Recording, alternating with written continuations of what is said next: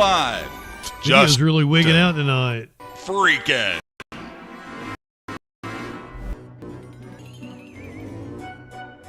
This is the remix version. Welcome to the Troll Patrol Live. It's a freaking Tuesday. It's a sign for what, Warlord? Let's just pack it up, do holiday specials? I don't think so. We got a lot of news to cover, especially here on this Halloween week. It's one of the most Halloween-esque stories you could possibly do. What in the fuck is spitting message? You keep saying this, and I have no idea what you're talking about. Explain. Explain, you British piece of shit. Holiday, welcome in. Terry, what's going on, my friend? Spitting image. What in the hell is spitting image? Explain yourself. Does it have something to do with sausages? Or beans on toast? Listen, we've got monkeys with hepatitis on the loose in this country. Shelly, welcome in. Good evening. Flash. I did a react emoji on Discord. What, did you explain it? Why is my cat going nuts over there? I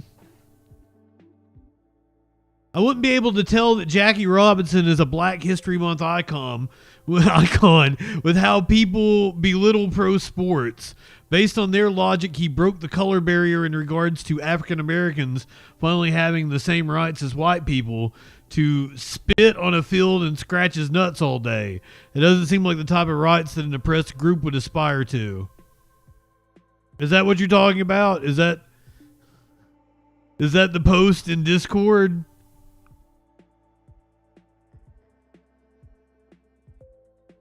That's not the... What is spitting image? I'm going to have to look it up or something.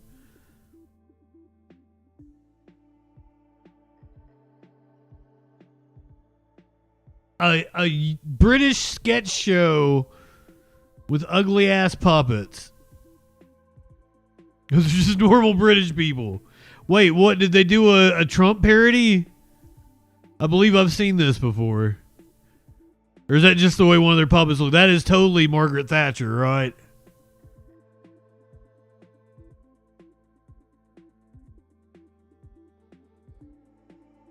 Wait.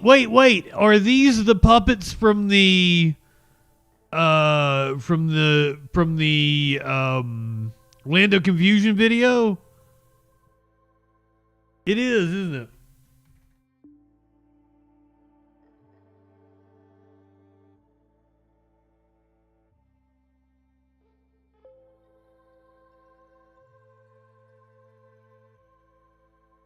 Is it Peter Fluck and Roger Law? Oh, the creators of the satirical television show Spitting Image. Yes, I know them more from the Land of Confusion video.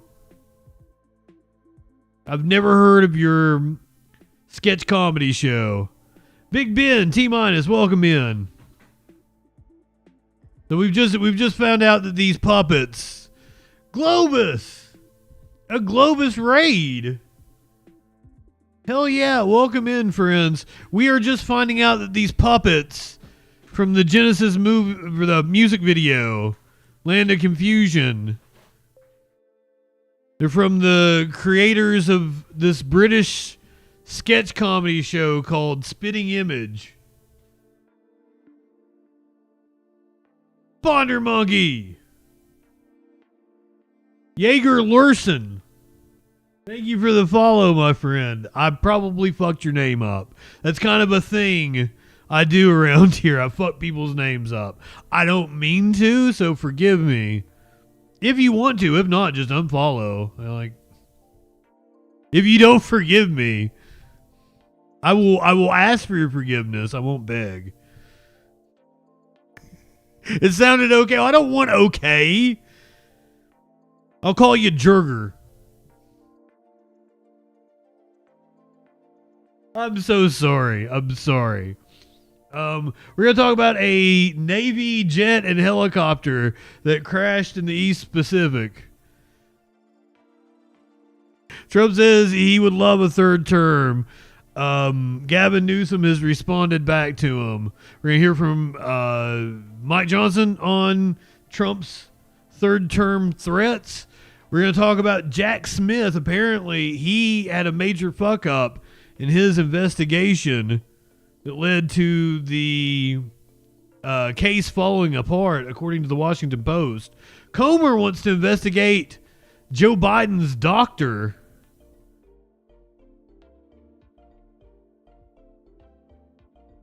Come on, man. Digicool. Did I say that correctly?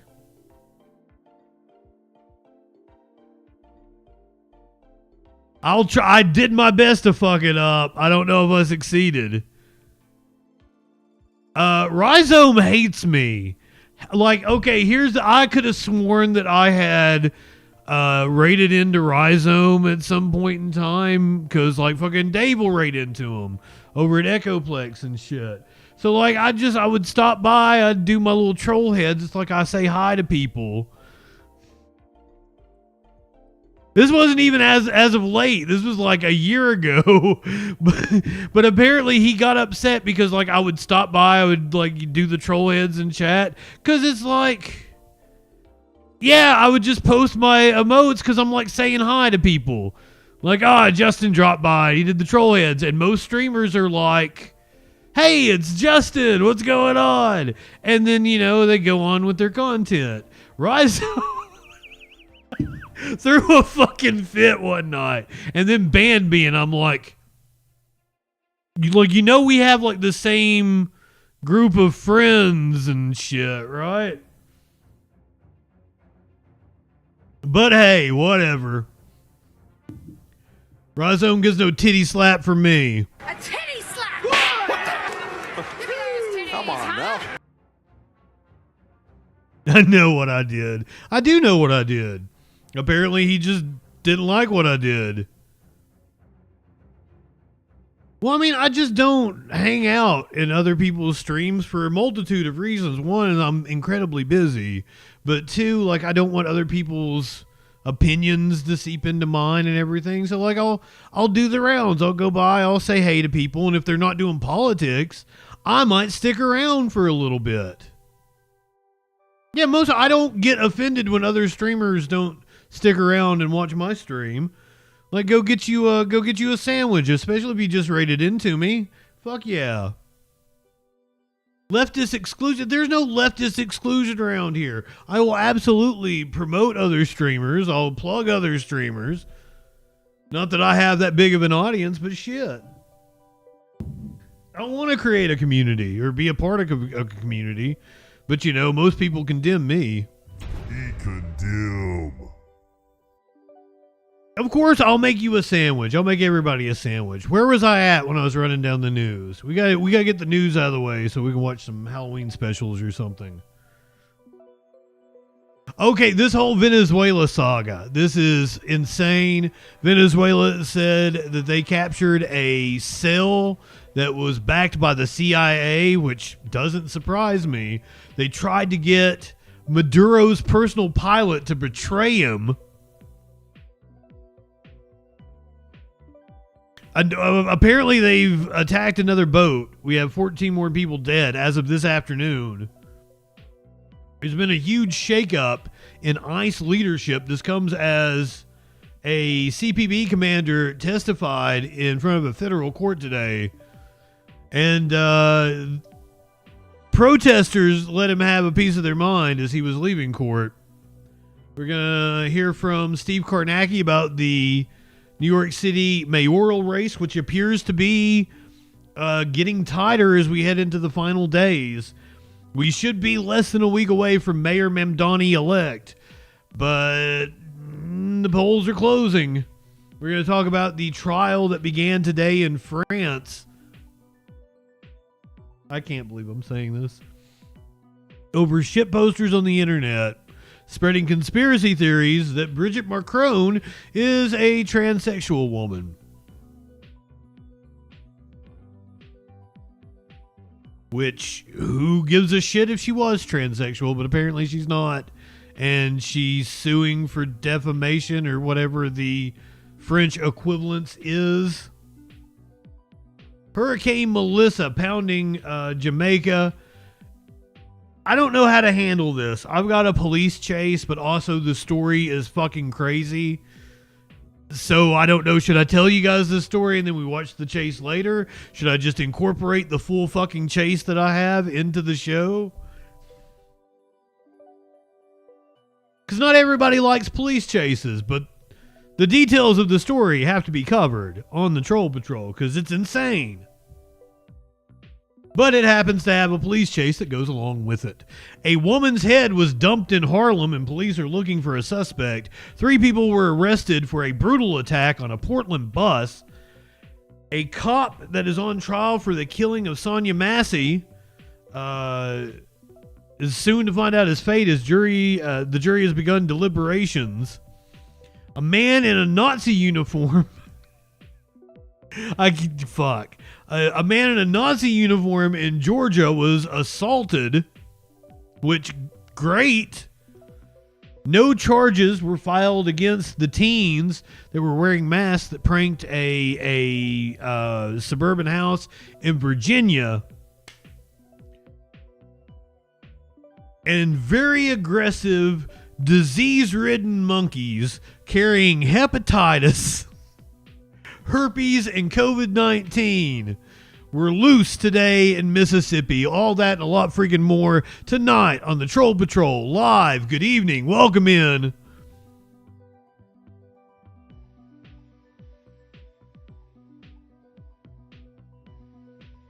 I really don't want to have to do this story, but we're gonna have to. Ducky, did I tell you good evening? I'm sorry if I missed anybody. We're gonna have to get into the news here. Femvox. Unfortunately, it looks like the ceasefire that was brokered, about 3 weeks ago, is no longer a thing. Israel launching a full-scale strike on Gaza. Israel has launched airstrikes on Gaza after Prime Minister Benjamin Netanyahu ordered the military to carry out what he called powerful attacks. Hamas had handed over what it said welcome. of another Israeli hostage on Monday, but Israel says forensic tests show they belong to a body already recovered from Gaza 2 years ago. Hamas insists it is complying with all aspects of the ceasefire deal agreed last month and says it's Israel that is looking for an excuse to restart the war.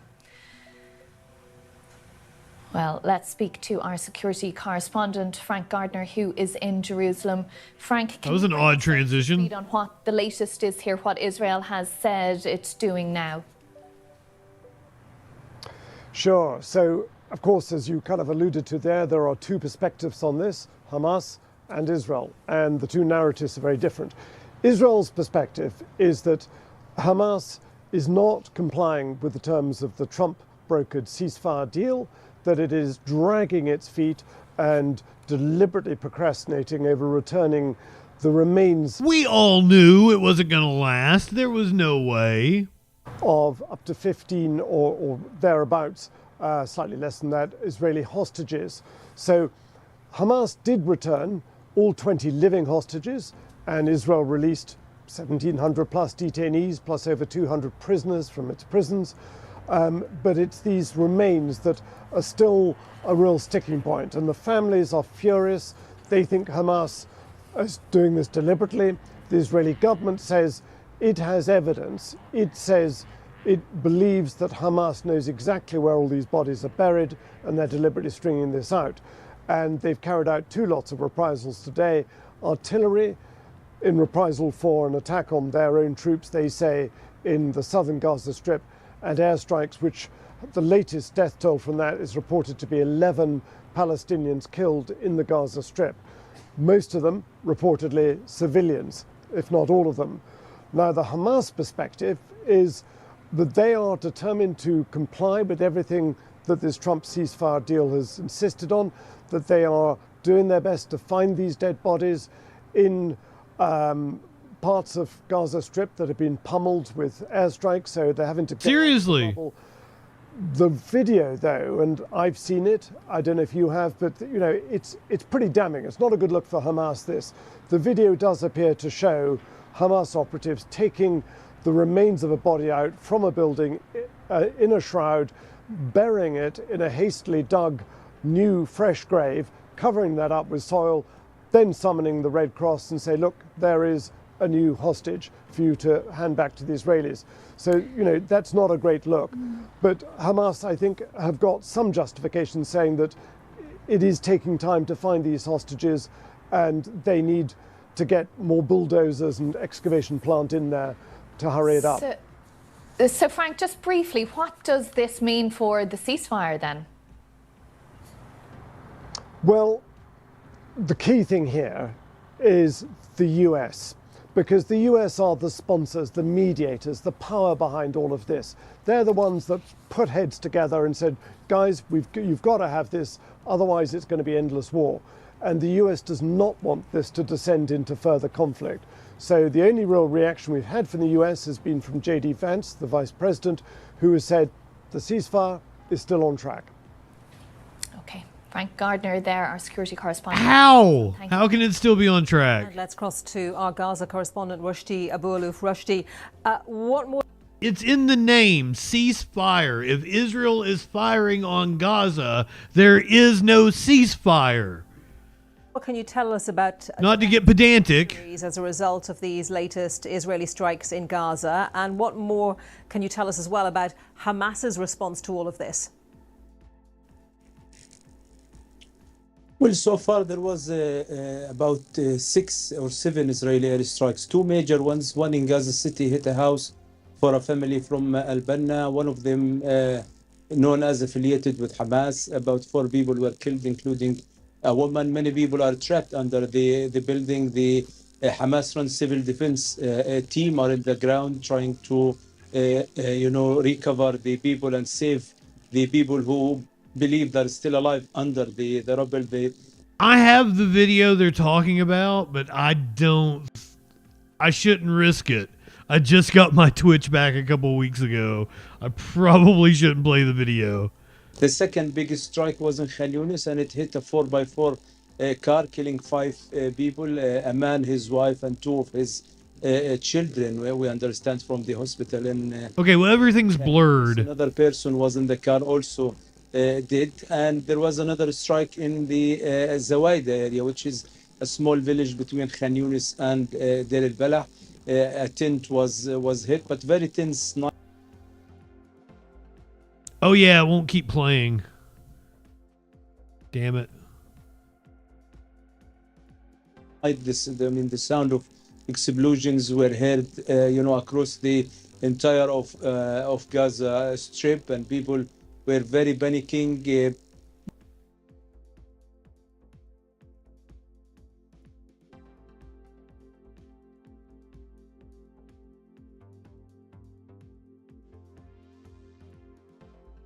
This is the video they were referring to earlier. Well, so far there was about 6 or 7. This was the interview we were just listening to. One in Gaza City hit a house. This is where they supposedly took a body out. They're burying it here. Known as affiliated with Hamas. About 4 people were killed, including a woman. Many people are trapped under the building. The Hamas-run civil defense. He's talking about a strike ground trying to that Israel initiated in response to this. The people who believe they're still alive under the rubble. The second biggest strike was in Khan Yunis, and it hit a 4x4 car, killing 5 people, a man, his wife, and 2 of his children, where we understand from the hospital in Khan Yunis. Another person was in the car also dead, and there was another. I guess what they're saying is that this was a fresh death. That this was from an Israel. Like, Israel knows that they killed this person in a recent strike. So they therefore know that the body is not that of a hostage that's been missing for 2 years. That's what do I have that correct, chat? Somebody correct me if I'm wrong on that, but that is as I understood the news report. So Israel killed this dude in a strike, and then they went out and buried him, and then told Red Cross where he was buried as if he was a hostage that they took 2 years ago.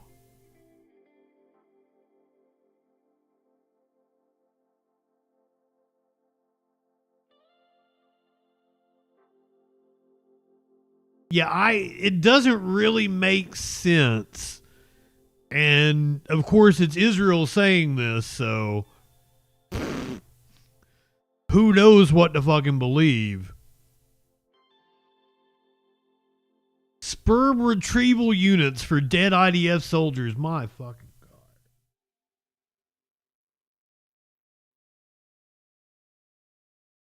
Yeah, you're right, Flash.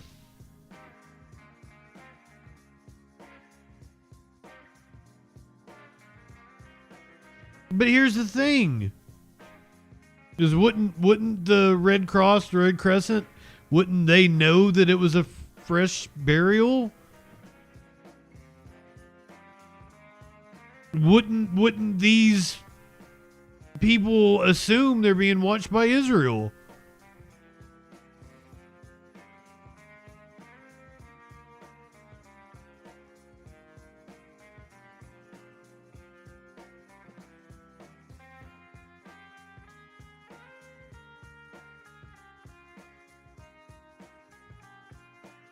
None of this makes sense.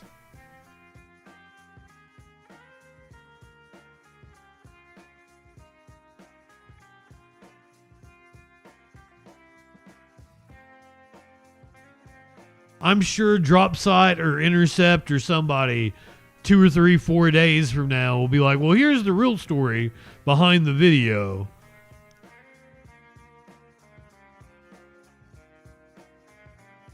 What are you laughing about, Warlord? You love this stuff.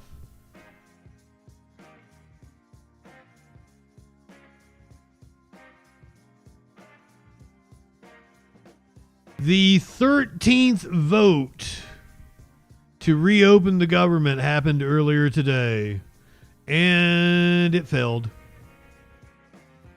On day 28 of the federal government shutdown, Vice President Vance huddled with Republicans on Capitol Hill to try to move the needle. CBS 42 Washington correspondent Raquel Martin joins us live with whether there were any signs of progress today. Raquel?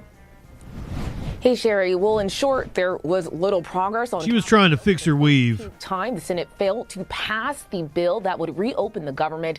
Vice President J.D. Vance telling reporters after he met with Republicans that the Trump administration is finding ways to get some people paid, but not everyone.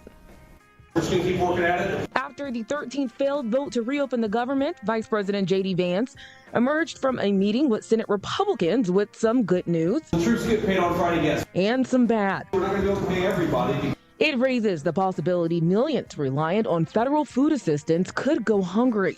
USDA says the SNAP program, which feeds 1 in 8 Americans, runs out of money this Saturday. There's just a simple way to do it. To save SNAP, Senate Majority Leader John Thur says Democrats should vote for the bill on the table. Right now, Democrats are not pivoting.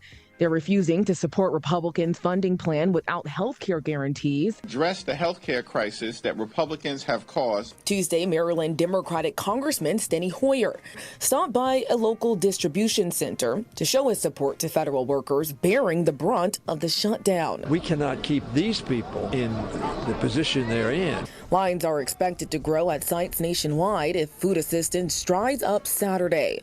More than 24 blue which is going to the Trump administration over the freeze, arguing the federal government is legally required to keep aid flowing. Yes. The Trump administration, however, argues that they do not have the ability to use USDA contingency funding to fund SNAP. However, I think we're close. From that same agency, isn't it just like 4 more days? That. For now in Washington, Raquel Martin. Back to you, Sherry. Raquel, certainly here in Alabama, there's a lot of concern about what will happen with SNAP on November 1st. Is Congress working on any other way to keep... And didn't Trump already hold the record for the longest shutdown? Concern from both sides of the aisle, so much that there is a Republican bill that is gaining momentum in the Senate that would fund SNAP. But today, Senate Majority Leader John Thune seemingly threw cold water on that effort, saying he doesn't want to piecemeal the solution to this. Oregon gal, welcome in. To pass the government funding bill as is and not give Democrats an off-ramp to continue this shutdown. So we'll have to wait and see if that changes later in the week.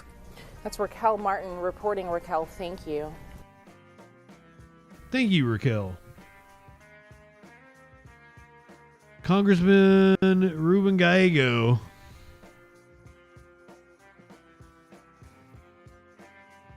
Wait, he's a senator now, isn't he?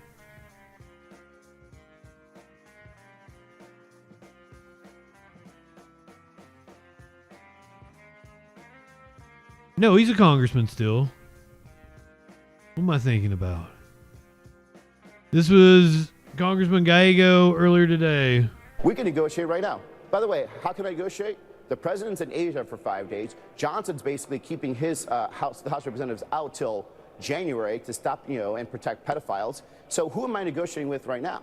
The person I'm talking to right now is everyday Americans who are worried that they're going to have their insurance rates doubled overnight because Republicans refuse to act. So they're screwing up on tariffs, they're raising inflation, and now they're going to go ahead the and raise your premiums. The Republicans are refusing to be blackmailed. No, Senator. Hostage into what Democrats want. Mike Johnson doesn't need to do anything. He won the seat vacated by Cinema. 24 million Americans have inflation. No, okay, 24 million Americans want their insurance. Want healthy and affordable insurance. I appreciate it. You too. Have a good one. Okay. Happy back. Got a little testy there. Happy to be back. Several states are suing the federal government, challenging the funding of SNAP benefits. Funding lapse. Our political reporter Sharman Sacchetti joins us live in Brighton tonight with this. Sharman. Yeah, Erica, the Attorney General is filing suit. Anti-hunger advocates want the state to step in and pony up the funds. And tonight, people who rely on SNAP are worried about the future. I'm just very worried about what I'm going to do. At a State House rally, tears stream down Iris Yvette Montefar's face when she talks about trying to feed her family without food stamps. Don't take it away. Today is my son's birthday, and I can't even have a pizza party for him. The Trump administration says the well has run dry. It won't release emergency funds for SNAP benefits November 1st because of the government shutdown. Attorney General Andrea Campbell and several other states are suing the Trump administration. We're asking the court to step in because they have not done what's required of them, which is to deliver these SNAP benefits to our families. The federal government sends Massachusetts $240 million a month for SNAP.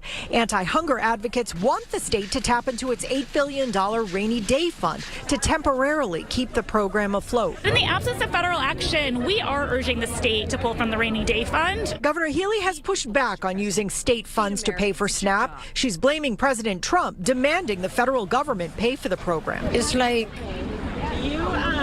I'm in shock. People on food stamps say they're worried about what's next. Towards getting to the end of the month, I ran out of food stamps, so I had to rely on food pantry. And 1.1 million people in Massachusetts depend on SNAP benefits. And I've seen so many people on social media be like, isn't it a shame this many people are on SNAP, that this many people are lazy? And I would say it is a shame. It's a shame that the corporations they work for don't pay enough, because the majority of people on SNAP actually work. A large portion of SNAP recipients are Walmart workers, Amazon workers, McDonald's workers. We subsidize their shitty pay. But it burns me up when I see people call SNAP recipients lazy. Do you know who is a large chunk of SNAP recipients? Active duty military. You think they're lazy motherfuckers? I see all these people that talk about they see perfectly capable people using a SNAP card, food stamp card at the grocery store. I was on food stamps when I was in college. I had to have a federal work study job, also DJ'd at a strip club, and I took classes full time. Does that sound like somebody who's lazy? Yeah, not to mention the elderly, disabled, children. You don't know when you see somebody at a grocery store and they're using a food stamp card. They may be buying groceries for their disabled mom. They may get it because of their kids. DSW, welcome in.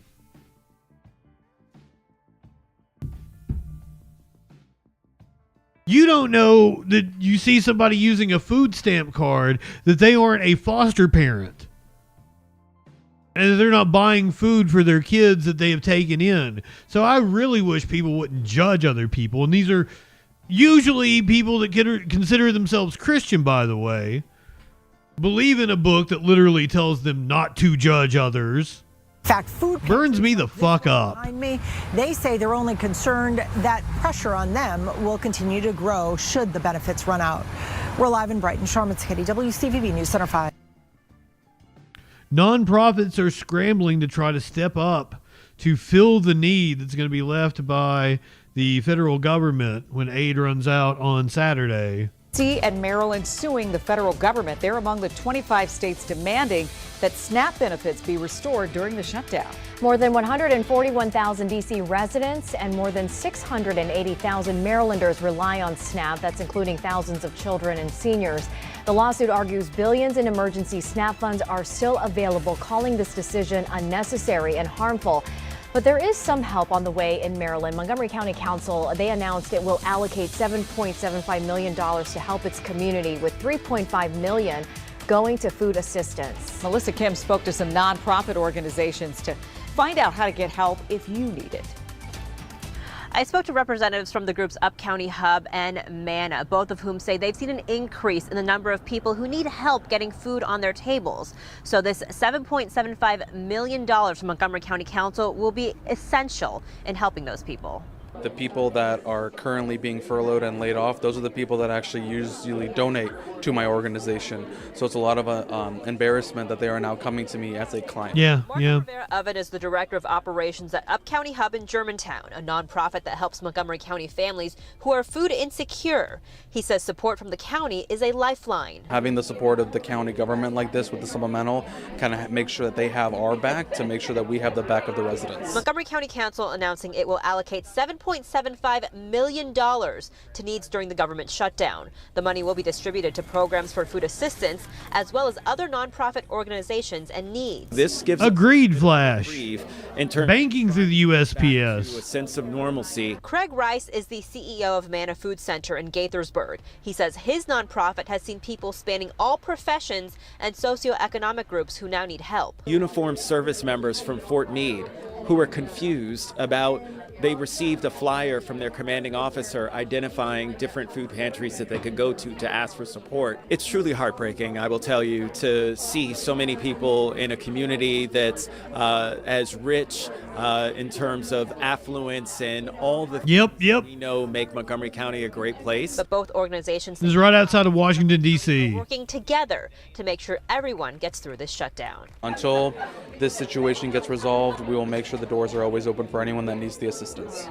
Now, the $7.75 million from Montgomery County Council is being paid for by reserve funds, and they hope to have them in place before the holidays. And now, if you are one of those people in Montgomery County who does need help, coming up on the holidays, don't hesitate to reach out to them. We'll put a link on our website at WSA9.com. In Montgomery County, I'm Melissa Kim at WUSA 9. We're less than a month from Thanksgiving. Christmas will be here before you know it.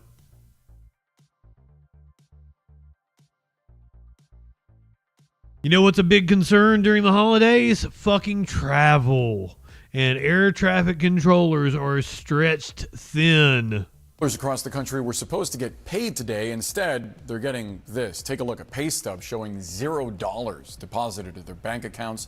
The first full paycheck they've missed since the government shutdown began 28 days ago. Now, as some airports are dealing with these staffing shortages, some travelers worry their own flights could be less safe. I know that there was at least one crash out of here not too long ago. And ain't a chance in hell I'm getting on a plane. And now that we have the government shut down, I don't think that that's made it any better. CNN's Pete Muntean is at Reagan National Airport, right outside of Washington, D.C. And Pete, Transportation Secretary Sean Duffy just spoke a short time ago. What's he saying about these staffing?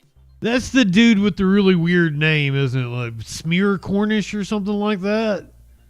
Donald Smear Cornish? Issues. Not much new rhetoric from Trump Transportation Secretary Sean Duffy about a resolution to this government shutdown and a resolution to getting controllers paid again as they now go 28 days without pay. You mentioned that first $0 paycheck they just received. No wonder that controllers are calling out sick in some areas. Remember, all it takes is a handful. I'm sorry, I got it wrong. Michael Smear Cornish.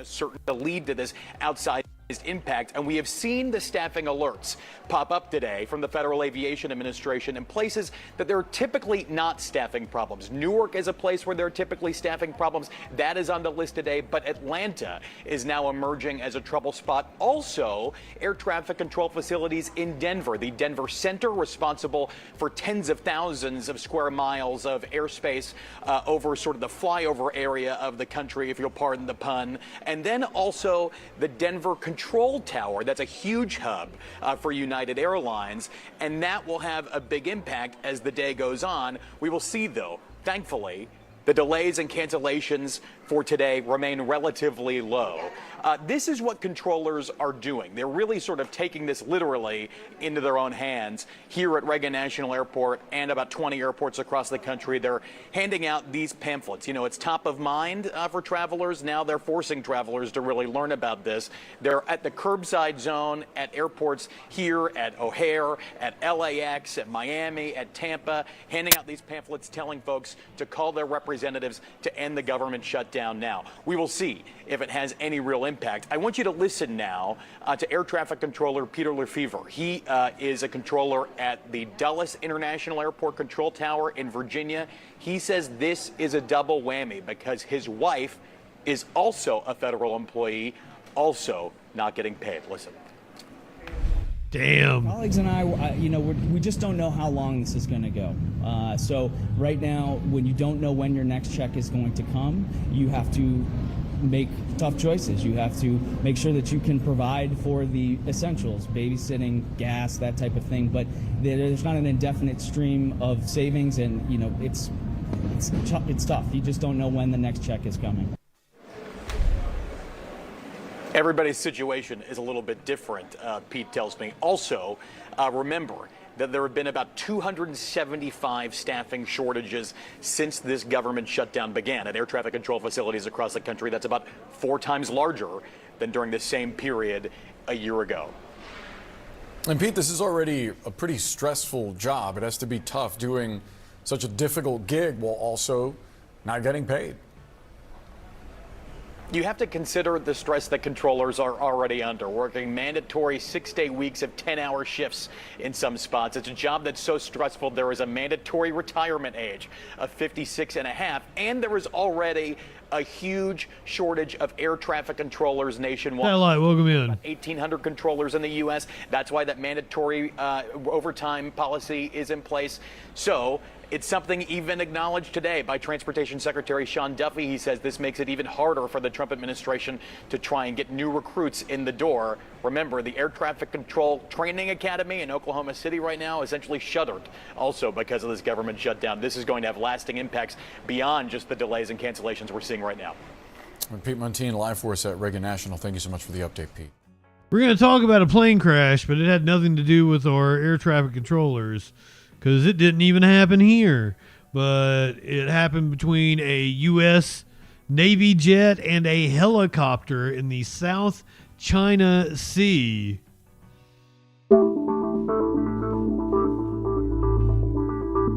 Apparently, the crews were rescued. A Navy fighter jet and a helicopter crashed into the South China Sea in 2 separate incidents on Sunday. That accidents came just months after the Navy lost 2 carrier. I didn't even get to see that. God damn it. I could just read the article. I didn't know it wasn't going to have the... God damn it.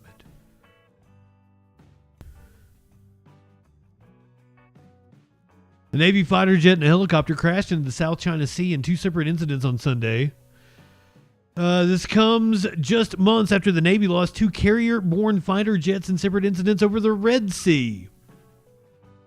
The statement added that all 3 crew members on board the helicopter were safely recovered by search and rescue teams. In a separate incident that occurred half an hour later, a Navy FA-18F Super Hornet fighter aircraft, which was also conducting routine operations from the deck of... It fell from the deck of the Nimitz. Both crew members on board managed to eject from the fighter jet and were also safely recovered by search and rescue teams. All 5 rescued personnel are in stable condition.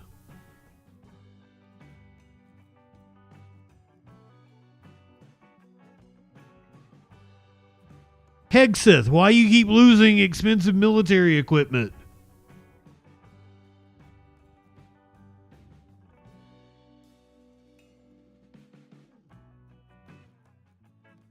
He apparently posted a picture of himself on a jet.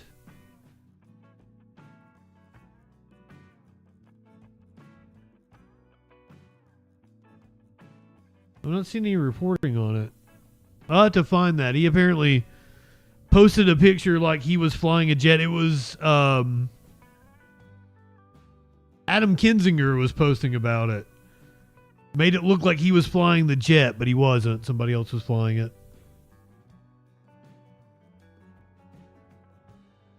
The Federal Reserve is set to apparently cut interest rates because our economy is in the shitter. This is what I can't imagine. This isn't what Trump wanted all along. He's pulling some kind of scam. We did this story months ago about how he was investing in all these municipal bonds and shit. I am certain it is some kind of scam to where when the Fed lowers interest rates, he's going to be able to pull the money out and make a fortune. Guarantee it. We're also tracking the Federal Reserve kicking off its 2-day meeting. That starts CJ Dub, welcome in. Of course, is whether the Fed will make a decision to cut interest rates again. So let's talk about this with our money expert, CBS News Money Watch correspondent Kelly O'Grady in New York. Always good to see you, Kelly. So what are you expecting out of this Fed meeting? So I just looked at the odds. We are looking at a 98% chance that investors are baking in that we are going to get a 1/4 point rate cut tomorrow.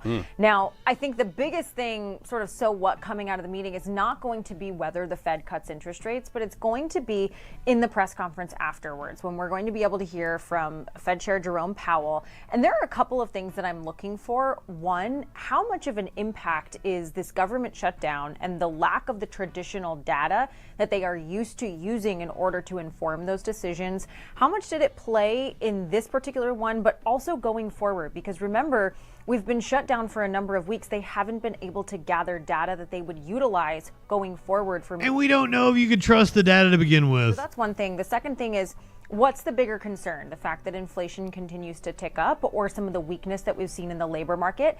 And then finally, we don't get specifics this time around about where, or rather how many cuts the Fed expects through the rest of the year and next year as well. But we will get to see the split in terms of who voted for a rate cut, who voted against it. And so I think that dynamic will be really interesting because last time around, we saw that the Fed was pretty divided in how to handle interest rates going forward. That's sure to be a headline. Also, there's a headline I wanted to ask you about today, Kelly, and that's Amazon making it very clear that they're going to cut 14,000 jobs. But you have some pretty important perspective and context on who this will affect, who it won't affect. And also, I'm pretty fascinated about your thoughts about how AI could impact our future and how this could be sort of a calling card about that. I think AI is going to impact our future by the fact that the AI bubble is getting ready to burst. And companies are going to have to hire a lot of people. So whenever you hear layoffs, especially something of that magnitude, 14,000, it's never good.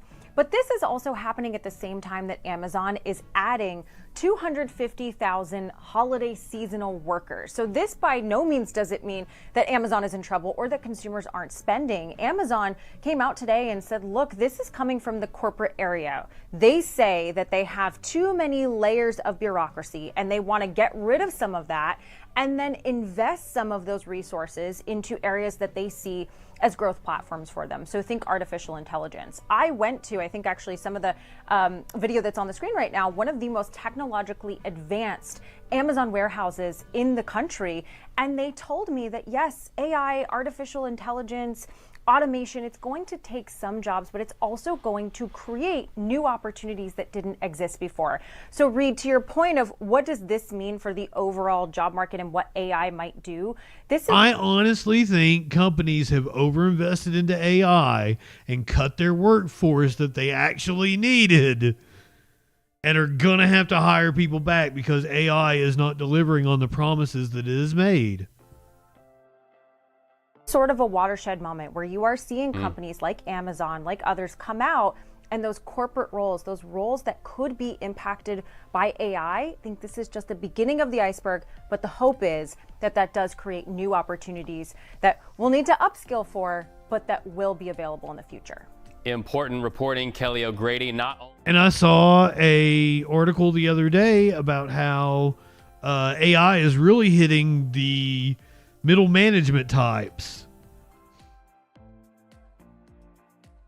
That they're the ones that have to, you know, do the job that a language modeling software could do.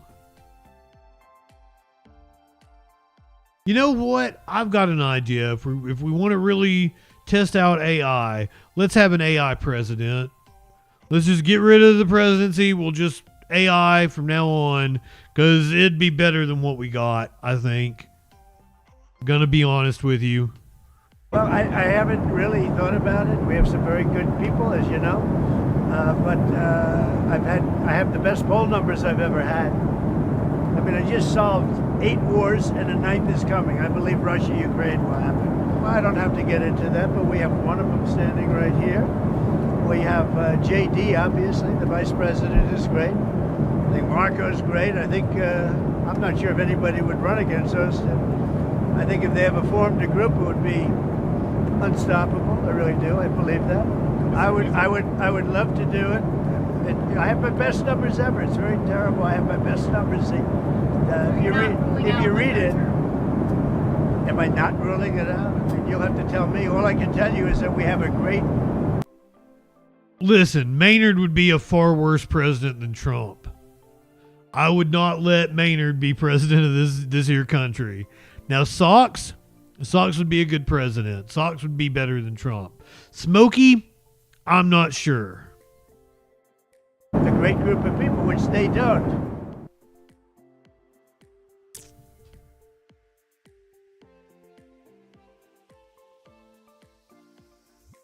California Governor Gavin Newsom responded to Trump's threats. Smokey would be on board. Smokey is very dumb. He is not a smart cat. I love him. He's very loving. He's a much more affectionate creature than Trump, for sure. But he is very dumb. He's a very dumb cat. Mr. Bonta, are you staying out of the governor's race still? Is that still a plan for you? Well, I haven't said I wasn't going to run for a 3rd term. I am staying out of the governor's race. I am honored, grateful, feel it's a privilege to serve as AG anytime, and particularly in these times. This is the most important moment and the most important job I've ever had. I want to give everything I have to it, my time, my attention, my passion, my energy, my focus. We have more than one case a week. We're fighting for the future of our democracy, rights, protections, the rule of law, our Constitution, and I want to be central to that fight on behalf of the people of this great state and this great country. So I'm completely focused on being the best AG I can. So Newsom joking about a 3rd term as governor. Mike Johnson in Congress, Speaker of the House, asked about Donald Trump's suggestion that he would run for a third term. Earlier this week, President Trump floated running for president again in 2028. Are you comfortable with those comments, and you're a constitutional lawyer, with that violation? Well, there is the 22nd Amendment.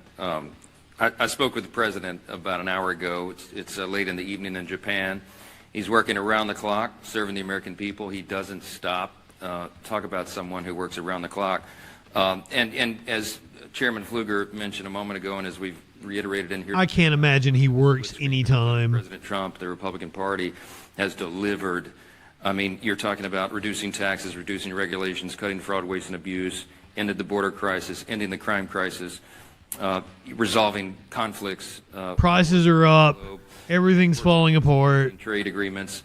It's been a great run. But I think the president knows, and he and I have talked about the constrictions of the Constitution, as much as so many of the American people lament that. The Trump 2028 cap is one of the most popular that's ever been produced, and he has a good time with that, trolling the Democrats, whose hair is on fire about the very prospect. But I do believe that we've got 3 extraordinary years ahead of us, and the 2 years of the Trump administration are going to be... Oh my God, there's still 3 more years. And I don't see a way to amend the Constitution, because it takes about 10 years to do that, as you all know, to allow all the states to ratify what 2/3 of the House and 3/4 of the states would approve. So I don't see the path for that, but I can tell you that we are not going to take our foot off the gas pedal. We're going to deliver for the American people, and we've got a great run ahead of us. We'll have 4 strong years. Second round. The White House is able to find money for the military, for WIC, for farmers. Should the White House now be able to find some funding for the SNAP program if they've done it for all these other ones? They certainly tried. I mean, one of the reasons that this shutdown has not yet been as painful as it might otherwise have been is because the president is bent over backwards, the administration. Think of it this way. The White House, the executive branch... I do not want to see Trump bent over. Control panel full of dials.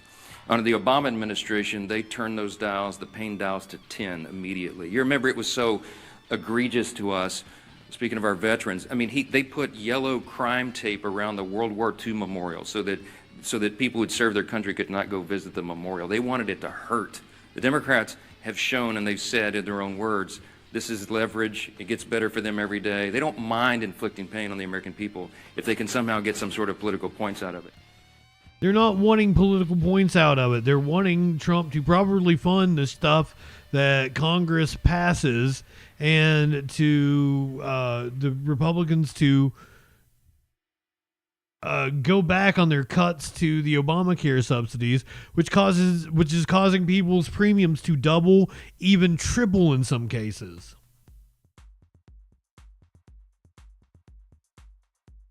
Just the lying coming from him is insane.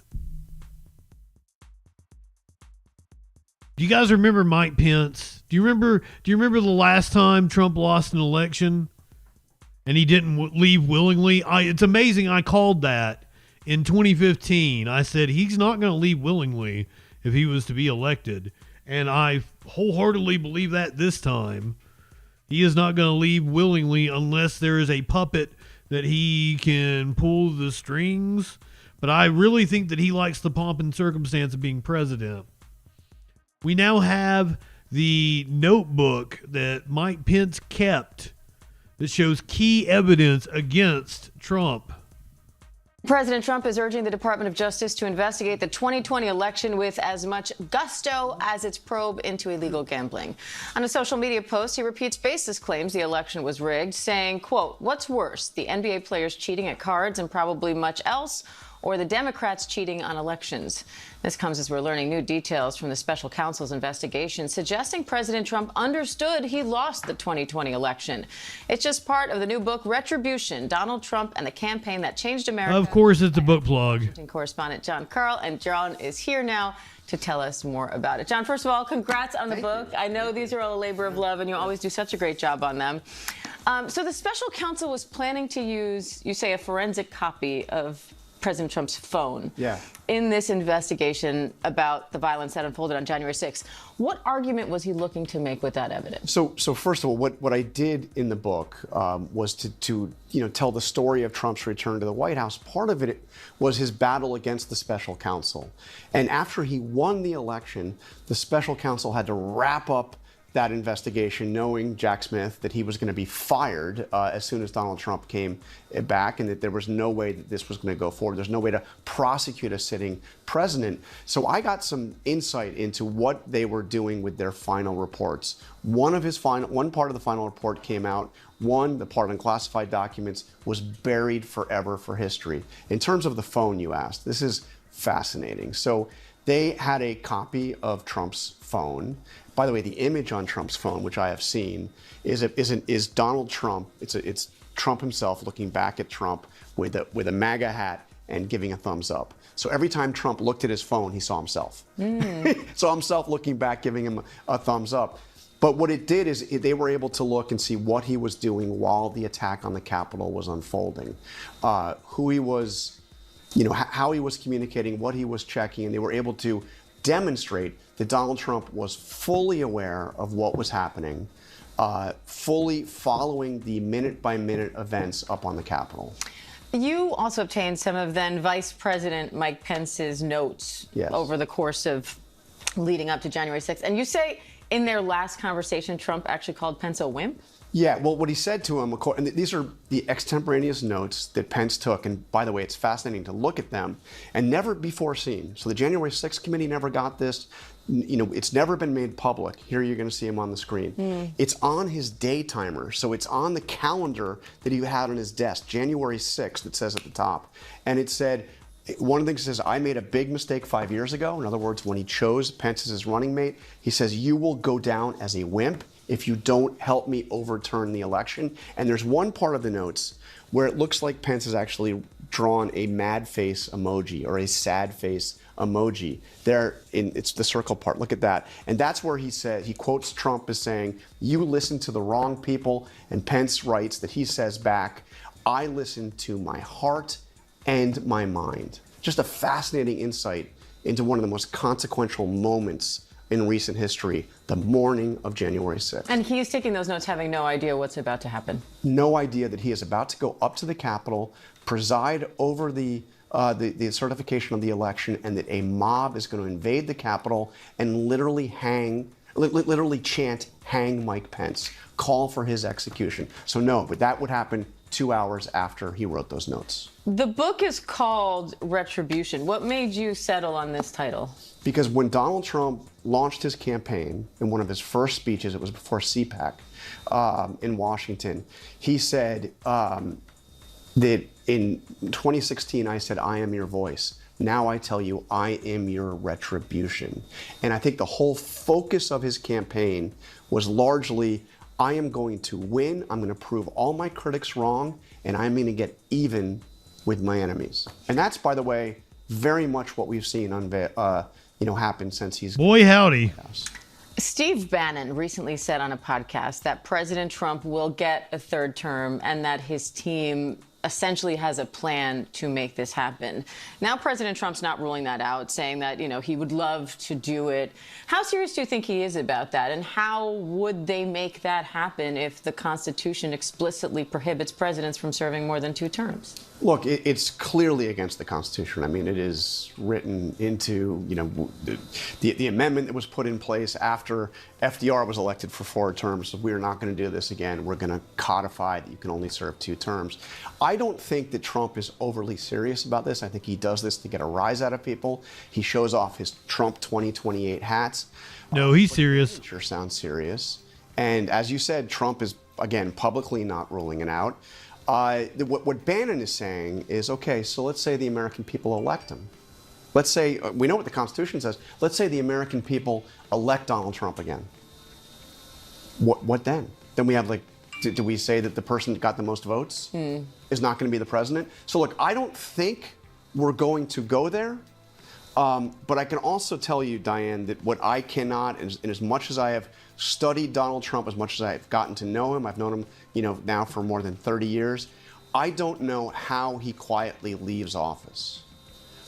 He tells people privately, look, I'm gonna be done when this is over, when this term is over. He even goes and he quizzes people. Who do you think it should be, JD or Marco? Asking about whether it should be JD Vance or Marco Rubio to be the next Republican nominee. But does Donald Trump ever quietly act as a lame duck president where the attention is now on a different Republican nominee and a Democratic nominee and the next president? I don't know. I don't know how he does that. Well, I know you'll be getting the inside scoop as it happens the whole way through, so we'll be here to find out whatever. He's going to be a factor in the next election. Congrats again on the new book. Thank you, really. If there is one.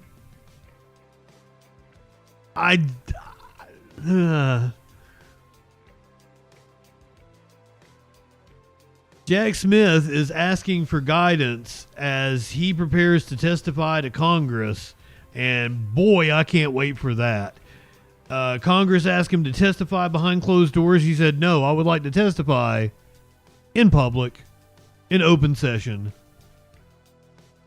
Jack Smith has asked the Justice Department for guidance on testifying to Congress. Republicans have accused some people who worked for Mr. Smith, the former special counsel who investigated President Trump, of hiding behind grand jury secrecy rules. The former special counsel asked the Justice Department on Monday to detail what he is allowed to tell Congress about investigating President Trump after Republicans accused some of his former staff of hiding behind grand jury secrecy rules.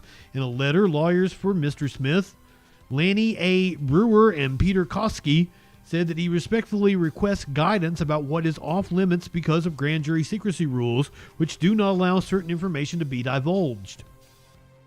The exchange is part of a back and forth over whether Mr. Smith will appear before the House Judiciary Committee to testify.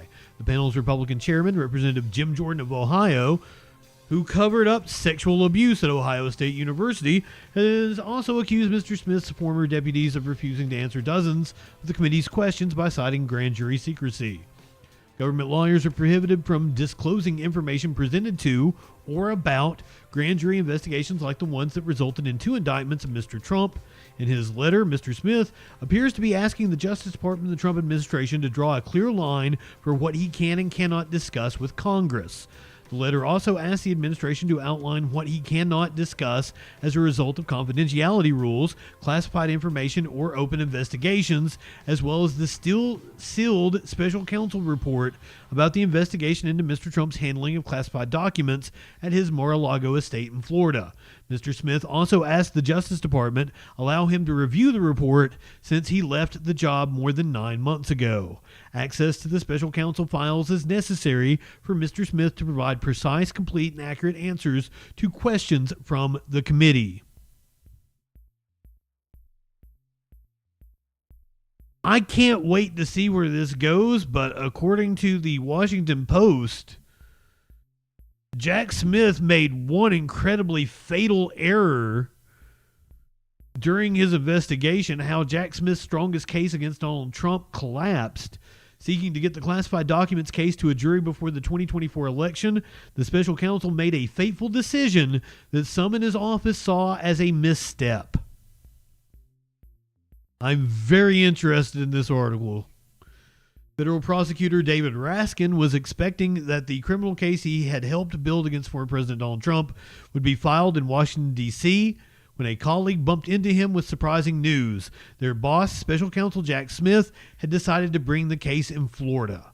"Are you fucking insane?" Raskin blurted out to his fellow prosecutor on that spring day in 2023 in a hallway at the Justice Department building in D.C. Oh, God. Smith did this to appear impartial,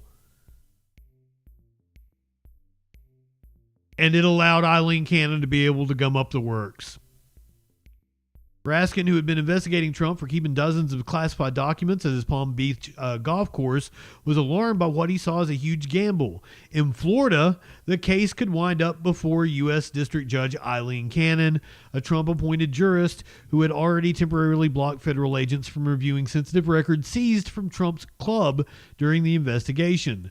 Smith and his top deputies had concluded that trying the case in Florida put them on firmer legal ground, reducing the risk of the most serious charges being overturned on appeal.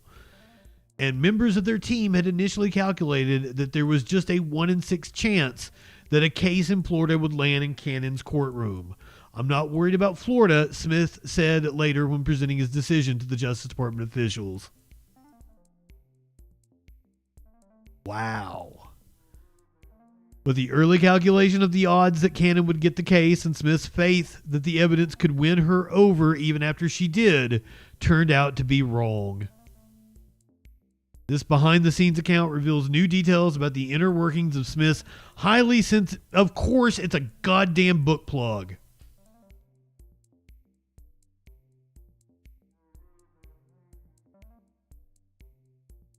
How long had ABC Dude been sitting on that information about Pence's book? How long has Carolyn Lennon and Aaron Davis been sitting on this information about Jack Smith's case?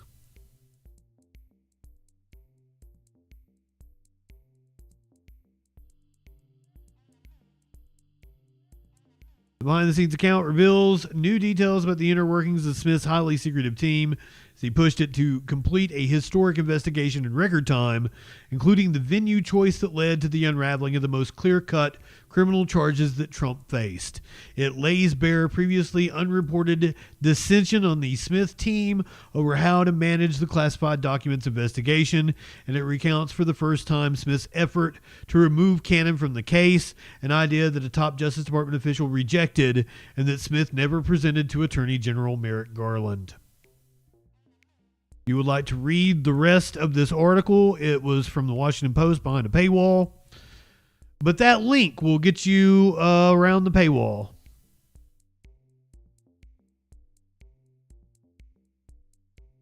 Meanwhile, our fucking stupid-ass Congress is wanting to investigate Joe Biden's doctor.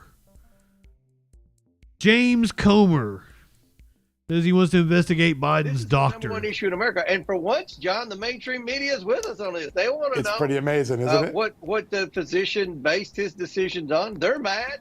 They're hung with a dead presidential candidate. House Oversight Chairman James Comer is calling for an investigation into whether Joe Biden's former physician, Kevin O'Connor, should lose his medical license. In a letter to the District of Columbia's Board of Medicine, Comer argues O'Connor may have failed his duties by misleading the public on Biden's health and safety. Oregon Gal, thank you. Thank you for throwing out the gift subs. I greatly appreciate it. You are amazing. Oh. Wish I had something special I could do. I could hit the Media Winch song. Let's do that. Go ahead, light one up, tip one back. It's alright to have a little fun before you hit the sack. I'm JustinFREAKIN. All we're establishing is this guy's wicked sick aesthetic. Not high enough for this shit. I guess I gotta thank Matt Walsh for introducing me to JustinFREAKIN. Hey there, y'all. We're about to get stupid, locked into what that news be doing. Fu Manchu and a slick bandana, colder than ice, smoother than Santana. Audio, video, chat and calls. Right-wing nut jobs haunt the halls. What you wanna watch? Hey, what you think? And there's only one choice. It's JustinFREAKIN. The guy's, he's a formidable voice in the culture. Light one up and tip one back. It's a right to be high. Let's grab a snack. It's fucking news clip, panic attack, and play your cards right and get a titty slap. Jumping discords, have some fun. The man will talk to everyone. Get high and try to debate. When shit pops off, chat thinks it's great. What do you think you're doing? Join the troll patrol. Wherever discourse is brewing, he gives it that southern drawl. So let's go ahead and bring in Justin. Hey Justin, how's it going, brother? First of all, I want to say you're poser South. I'm in Alabama. I'm the real South. Okay, all right. So why don't you tell us what it takes to be a man? Well, I don't know. I'm in Alabama and I'll fuck a man in a dress. Why won't you fuck a man in a dress? Are you that insecure that you won't fuck a man in a dress? That's fantastic. So you're okay with that, right? Yeah. Why wouldn't I? Good. Right-wingers are morons. Light one it and tip one back. One one more click before we hit the set an alert when that shit goes live. Social fucking support and hit subscribe. Light one up and take a hit. He does no harm, but it takes no shit. He's the last one standing when the ship is sinking. Let's take another rip for JustinFREAKIN. Light one up, tip one back. I'm JustinFREAKIN. Not high enough for this shit. I got a kitty for you. We got kitty time going on here.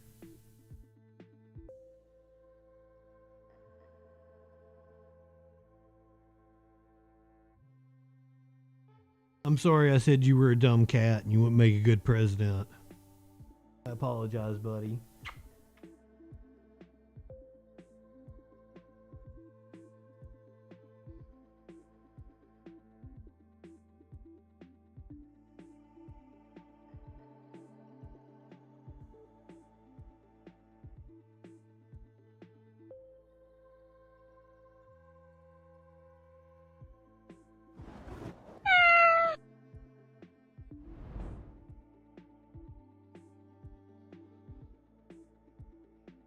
He's going to lay down and hang out. I didn't think you would. Or do you want to go back over here and go back to sleep?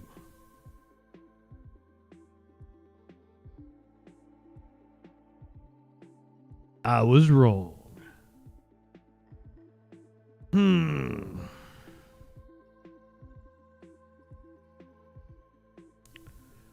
Let's go to the Caribbean, where we've apparently struck another boat that we're calling a drug boat, but it's probably not. 14 people dead. Defense Secretary Pete Hegseth announcing this morning that the U.S. military hit 3 suspected drug smuggling boats on Monday in the Eastern Pacific. 14 people were killed. 1 person survived. Secretary Hegseth shared this video on X, saying it was the first time multiple strikes like this happened in a single day. Mexican officials are taking care of the survivor, but it's not clear if they'll keep them in custody or hand them over to the United States. These strikes are part of a growing push since September. Or protect them from the United States. In the area. There is major development.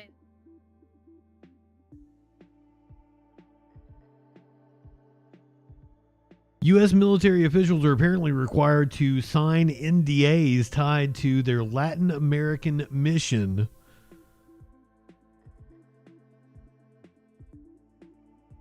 U.S. military officials involved with President Donald Trump's expanding operations in Latin America have been asked to sign non-disclosure agreements.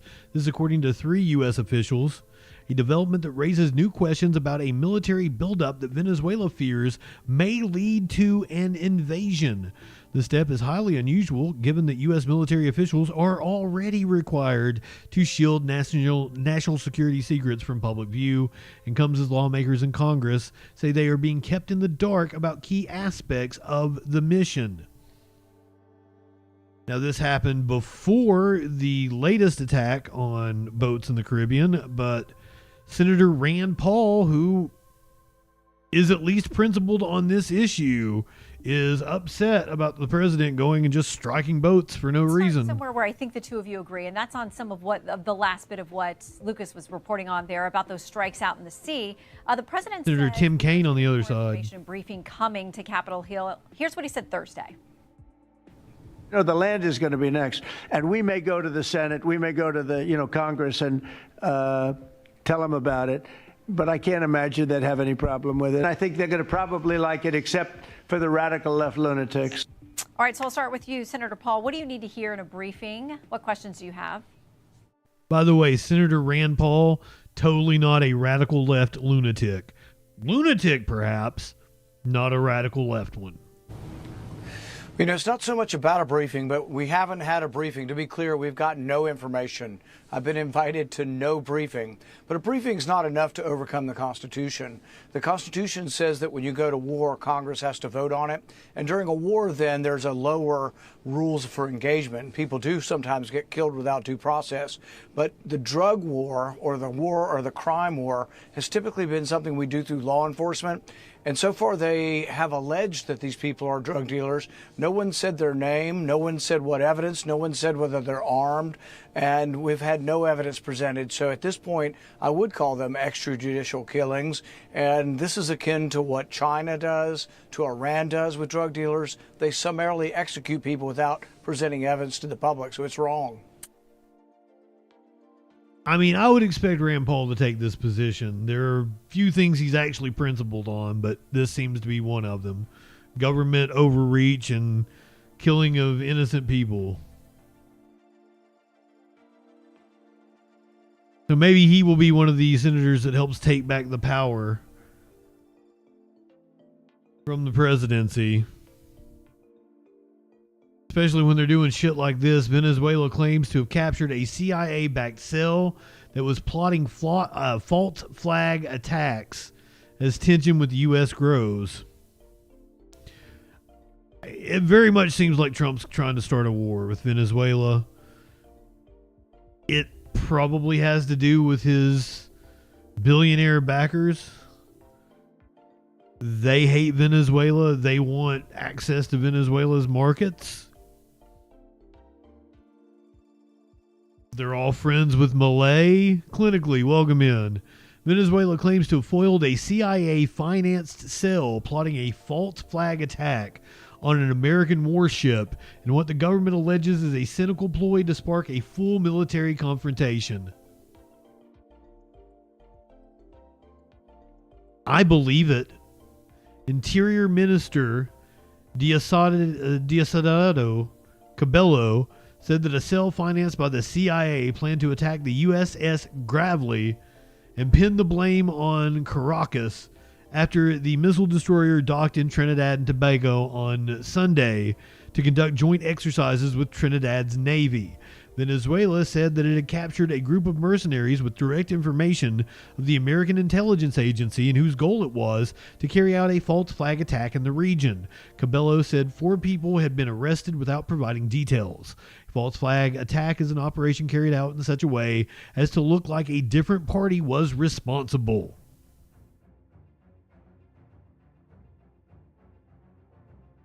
Not only are they rich in oil, but they've had a leftist government. A leftist government that before Maduro was somewhat successful.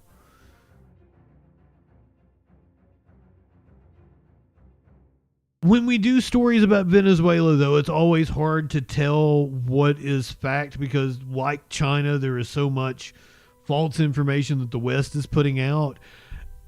I don't think Maduro is a good guy. Several reputable agencies have said that his election was rife with corruption and that his government is corrupt.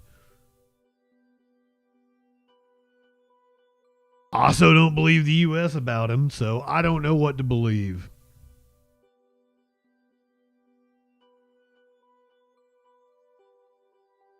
The AP reported on how the U.S. sought to lure Maduro's pilot into betraying the Venezuelan leader. We've been working overtime over here. A longtime U.S. law enforcement agent secretly tried to recruit Nicolas Maduro's pilot to join a plot to capture the Venezuelan leader and deliver him to the U.S. Details of the plot are emerging as the Trump administration exerts increasing pressure on Maduro. Trump has deployed a U.S. naval strike force to the Caribbean and doubled the bounty for Maduro's arrest to $50 million. The untold saga of how the agent tried to flip the pilot has all the elements of a Cold War spy thriller. Luxury private jets, a secret meeting at an airport hangar, high-stakes diplomacy, and a delicate wooing of a key Maduro lieutenant. There is even a final act of intrigue aimed at rattling the Venezuelan president about the pilot's true loyalties.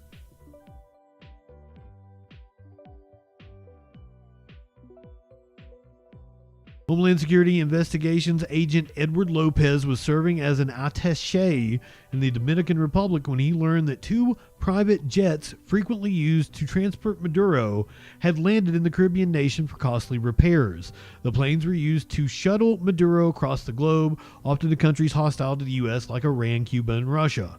A delegation of Venezuelan Air Force personnel arrived to pick up the planes, so Lopez secured permission to talk to the airmen, according to the current and former officials. In May of 2024, at an executive airport in Santo Domingo, Lopez made his, remember, this is under Biden. Lopez made his pitch to Maduro's pilot in exchange for diverting the president's flight to a place where he could be nabbed by U.S. authorities. The aviator would become a very rich man and earn the adoration of millions of Venezuelans. The rendezvous could be part of the pilot's choosing, or could be of the pilot's choosing, the Dominican Republic, Puerto Rico, or the U.S. military base at Guantanamo Bay, Cuba, two of the people familiar with the plan said.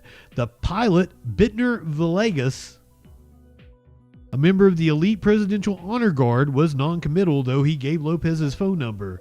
The two stayed in touch over an encrypted messaging app. Lopez, after retiring earlier this year, reached out again, according to three of the people. "I'm still waiting for your answer," Lopez wrote to the pilot on August 7th, attaching a link to a press release issued by the Justice Department announcing the reward for Maduro's arrest had risen to $50 million.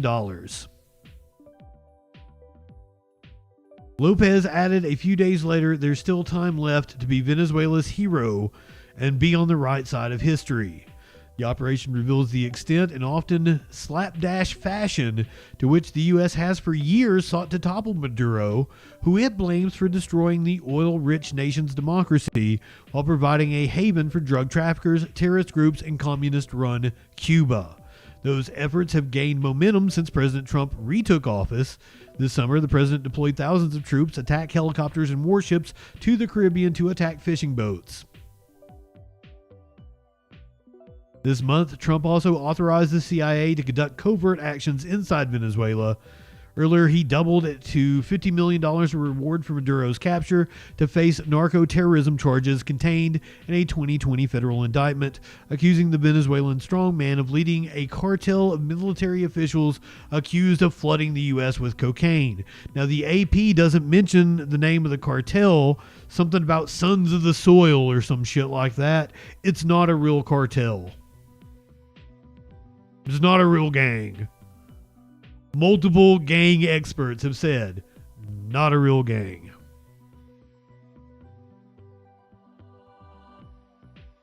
What is a real gang is ICE here in the United States. And Trump says he's just going to send federal troops wherever the fuck he wants, whether you like it or not. Our people in the service, and you know, people don't care. If we send in our military, if we send in our National Guard, if we send in Space Command, they don't care who the hell it is. They just want to be safe. And we have safe. It might have been Flash, but I don't think you were with us when we watched The Simpsons yesterday. And Dr. Hibbert said hillbillies would like to be called Sons of the Soil, but it ain't happening. Cities now, we're starting in Memphis. And Memphis was a disaster. It's been there. They've been there for 2 weeks, and it's a whole different series. Crime is less than half, and within a month it'll be gone. Getting rid of all the bad ones. And we're going to go into Chicago. We're going to go into our cities. We're going to clean them out. We're going to straighten them out. And we're going to have safe cities because you want to protect safe cities. We're going to have beautiful, safe cities, and it's happening very quickly and very easily, actually. It's easy for us. It's hard for them. And we have to have a little more help. It doesn't matter, really. We can do as we want to do, but it would be nice to have more help from some of the Democrat governors that don't mind. In Chicago, 2 weeks ago, 4 people murdered, 11 people shot. This weekend, it was like terrible, much worse than that. And then we have a governor that stands up and says, oh, it's wonderful. It's not wonderful. And what we're doing is we're going to make it totally safe. It'll be very safe very soon. And we're doing that with all of our cities that are troubled. We have cities that are troubled. We can't have cities that are troubled. And we're sending in our National Guard. And if we need more than the National Guard, we'll send more than the National Guard because we're going to have safe cities. We're not going to have people killed in our cities. And whether people like that or not, that's what we're doing. And you've been watching. Whether people like it or not, you're going to have troops up in your cities. Apparently, there is a shakeup at the top. The Trump administration shakes up ICE leadership across the country in major overhaul. This breaking just hours ago. The Trump administration is reassigning at least half of the top leadership at Immigrations and Customs Enforcement offices around the country in a major shakeup of the agency responsible for carrying out the president's vision for mass deportations. The current official, who was not authorized to speak publicly on the matter and spoke on condition of anonymity, said 12 ICE field office directors, the officers who run the network of field offices around the country responsible for immigration enforcement, were being reassigned. Half were to be replaced by existing or retired Customs and Border Protection staff, while the other half would be replaced by ICE officers. Both the current and former officials said. The changes were initiated by the Department of Homeland Security, the current official said, without specifying which cities were impacted.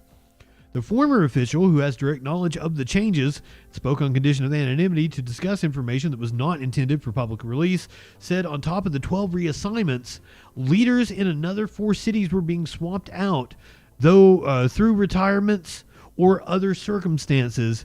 He said the cities include major immigration enforcement targets such as Chicago, Los Angeles, and Washington. He added that ICE leadership has been discussing the changes with other Trump administration officials for some time as part of a broad review of the agency.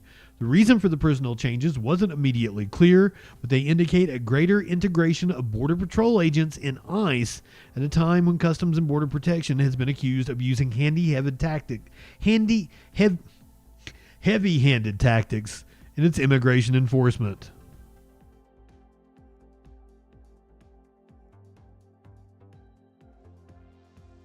Is this some kind of shakeup to ensure loyalty? Keep people unaware of what's going on, perhaps? Do they feel like they have a leaker somewhere? Leaks have been a big issue in this administration, including from officials just talking to reporters, like Lindsey Halligan, the U.S. Attorney for D.C. The CPV commander, Greg Bovino, testified in federal court today and apparently was given what for by the judge. I'm Sabrina Franza in the CBS News Chicago newsroom. We've just gotten out of federal court where Commander-at-Large Chief Gregory Bovino of Customs and Border Protection was on the stand answering questions about whether or not he violated a judge's temporary restraining order. That temporary restraining order was meant to set rules around use of force that could be used by federal agents as they're in the Chicago area operating under Operation Midway Blitz, that enhanced immigration enforcement action that has been going on since September. Now, what we learned from Chief Bovino was that he himself is not currently wearing a body-worn camera. Last week during testimony, it was made clear that of the about 201 CBP agents that are in the Chicago area, we were told in court that all of them have the ability to have those body-worn cameras. It's him throwing tear gas. Not everyone is wearing him throwing tear gas in violation of a court order, by the way. Them, and the judge, Sarah Ellis, asking Chief Bovino to wear one at least by the end of the week. There was an interesting exchange between herself and Bovino, specifically talking about his relationship with DHS Secretary Kristi Noem. She mentioned that they have communications with one another. Bovino confirmed that, and then they went on to confirm that he would, in fact, look to have a body-worn camera she expects by Friday. But during that hearing, they went over a few of the most recent use of force complaints that were filed in federal court by the plaintiffs in this case. 2 of those involve a situation in Little Village where tear gas was deployed, and then again over this past weekend in Old Irving Park, as the judge noted that there were children on their way to a Halloween parade at their school at the time of this escalation between Border Patrol agents and the public. She made mention that that use of force she claimed was not justifiable and asks for some clarifying questions as to why that did happen that day. She also asked Chief Bovino to provide her with a list of people who had been arrested by CBP from September 2nd until this past weekend. Those people, she says, not folks that had been arrested during immigration enforcement actions because of their alleged immigration status, but rather people who were around those enforcement actions that had been arrested by federal agents. She wants to know why they were arrested, the names of those. Ducky, I believe it's Italian for pig. Their particular cases. That's also due by Friday. She's asking for body-worn camera and use of force filings. Every time there is a use of force, agents are supposed to write up a report. She wants to see those in conjunction with the video that illustrates what happened that day. She's expecting to get those by Friday. Those will be under seal. This temporary restraining order continues until November 5th. That's when the next hearing will be. Between now and then, Chief Bovino is expected to sit for a deposition interview as well, so we expect to hear more in a few weeks. In the CBS, that sure looked like a Nazi salute.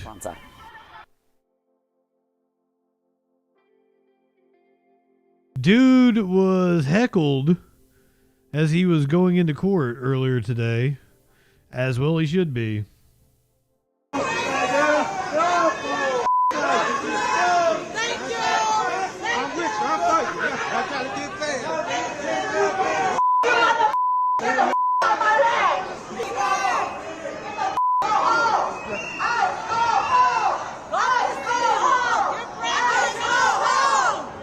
Who the fuck has a sign that says ice is cool?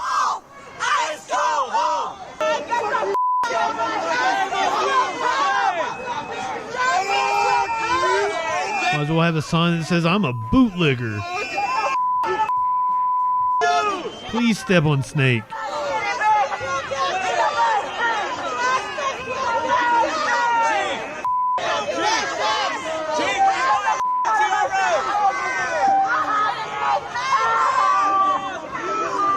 They're laughing at him. I love it.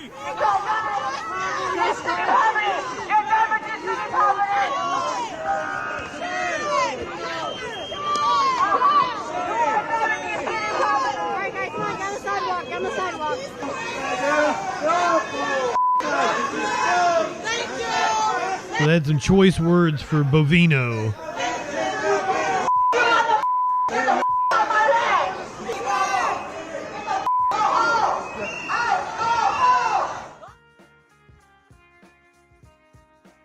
They're just doing their job, though. What kind of shit could make protesters that upset, right? It's not like ICE is out here doing fucking horrendous shit. Oh, wait a minute. A man was deported to Laos despite a U.S. court order blocking his removal. District judge told ICE to keep an Alabama man in the U.S. while he showed what judge called substantial claim to citizenship. Immigration officials have deported a father living in Alabama to Laos despite a federal court order blocking his removal. U.S. District Judge Shelley Dick last week ordered U.S. Immigration and Customs Enforcement to keep Shantilla Sean Sabanamaroth in the United States while he presented what the judge called his substantial claim of U.S. citizenship. He was born in a refugee camp in Thailand, but was granted lawful permanent residence in the U.S. before his first birthday, according to court filings. But Sabanamaroth on Sunday messaged his wife on WhatsApp and told her that he was in Dongmaka, Laos, according to a screenshot shared with the Associated Press. The message ends with "Love y'all." It's very unfortunate, especially for the children that we have together. This is according to Beatrice Sabanamaroth. Emails, phone calls, and text messages sent to ICE and the U.S. Department of Homeland Security were not immediately returned. He's Americanized. Yeah, he said y'all. The ACLU of Louisiana, which is representing Sabanamaroth, called the deportation a stunning violation of a federal court order. Before his deportation, Sabanamaroth had been detained at a newly opened ICE facility at the Louisiana State Penitentiary at Angola.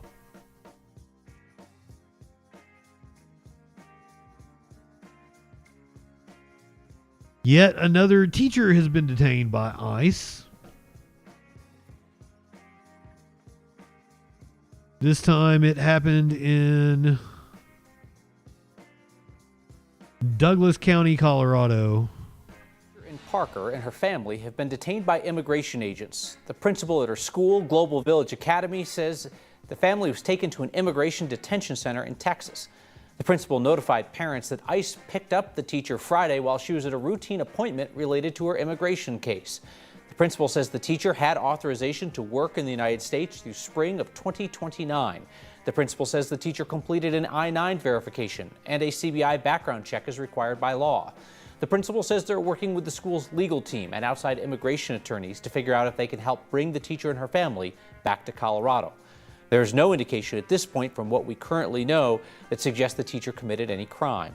Despite President Trump's pledge to focus his mass deportations on the worst of the worst criminals, in Colorado and elsewhere, immigration agents have been detaining people, following the rules and showing up for their scheduled immigration appointments. Yep. What?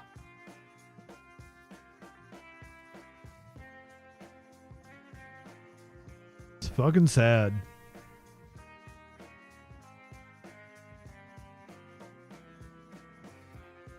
We should be less than a week, or exactly a week away from Mayor-elect Zohran Mamdani in New York City. But the polls are tightening up. Let's go to Steve Kornacki. We've been cheating on Kornacki with Ensign, or Enton, or whatever his name is. Let's go back to Kornacki, see what he's got to say. We're now just 1 week from Election Day, which will be the first time we hear from voters across the country since President Trump's historic election. And one of the most closely watched races is the New York City mayor's race. And a new poll shows that race may be tightening. NBC News national political correspondent Steve Kornacki joins me from the big board, my favorite place to see him. What are the key findings of this poll, Steve? Yeah, it's interesting, Kelly. Take a look. This is a Suffolk University poll here in New York City. Zohran Mamdani, the Democratic nominee, continues to lead over Andrew Cuomo, 44-34. Republican Curtis Sliwa at 11%. Now, JoJo. Still a lead for Mamdani, but a couple things are interesting about this. Number one, he's under 50% in this poll. He's well under 50% in this poll. And that gap between Mamdani and Cuomo, you see, is 10 points here. Take a look at what this same pollster found the last time they polled. This was a month ago in September. Back then, they found basically a 20-point lead. They find Mamdani's lead over Cuomo coming down in half over the last month. Now, what's happened over the last month, of course, is back in September, there was another candidate in this race, the incumbent mayor, Eric Adams. He has since dropped out, and you can see pretty clearly here that his support has shifted over to Cuomo. I mean, look at this. Mamdani really isn't... To be expected. But he's not gaining any ground over the last month. He is stuck there in the mid-40s. It's Cuomo who's gone up. Sliwa, the Republican, is up only 2 points. So really, this is where the movement's been. And it suggests the possibility here, are there limits? What are the limits to the appeal of Mamdani in New York City? Are there voters who have reservations about him, who are outright resistant to him? His support, again, he's the Democratic nominee in an overwhelmingly Democratic city, and he's still polling here in the mid-40s, and the movement is consolidation below him. So it does raise a question, as you look towards next week, if there is further consolidation here of the non-Mamdani side of this. If Cuomo can build more support coming from Sliwa, coming from undecided voters, could he get this closer from 20 to 10 into single digits, into competitive range? Take a look at one of the key findings within the poll here, the age divide. I think the polling is probably underestimating Mamdani. Older voters, and look at this chasm, a 40-point Mamdani advantage over Cuomo on the younger side. Cuomo actually beating Mamdani on the older side. Now, in the primary, Democratic primary, when Mamdani beat Cuomo, there was a lot more young voter participation than expected. There was a lot less older voter participation than expected.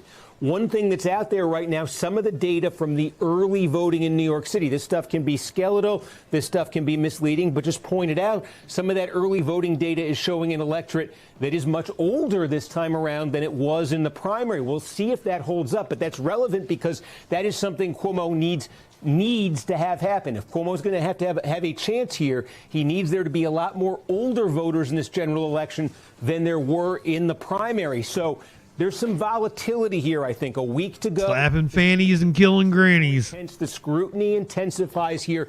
And to the extent there are some reservations about Mamdani among the voters in New York City, is there room for more consolidation? That is what the poll suggests is worth keeping an eye on, Kelly. So great to have that info and gives us a lot to watch. Steve, thank you. Seems like he's running away with it. Thank you for watching. And remember, stay updated. Shut up. On breaking news and top stories Tom on Llama. NBC News app, or watch live on our YouTube channel. I miss Lester.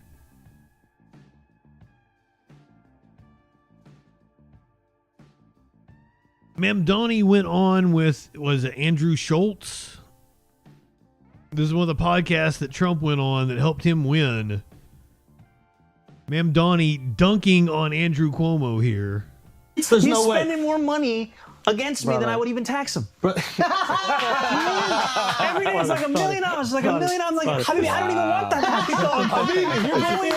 You're going above and beyond. Okay. He's spending more money against me than I would even tax him. Every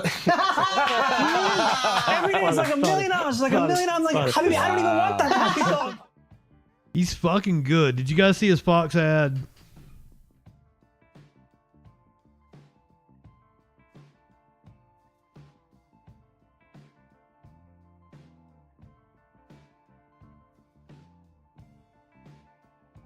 He ran an ad on Fox News.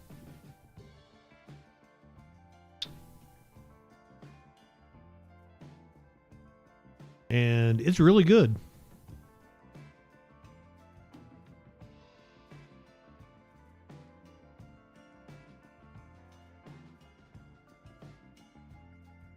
Socialist, don't rant, communist. He is a communist. Hey, I'm the actual Zohar Mamdani, not the guy they talk about on this channel. My radical agenda? Turn the page on the billionaire-backed politics of Andrew Cuomo.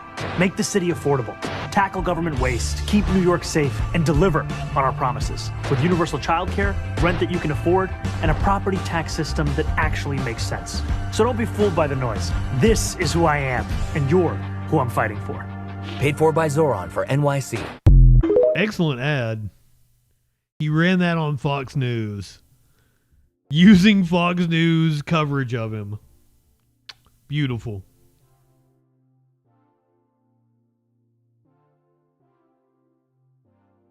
Let's head abroad where French First Lady Brigitte Macron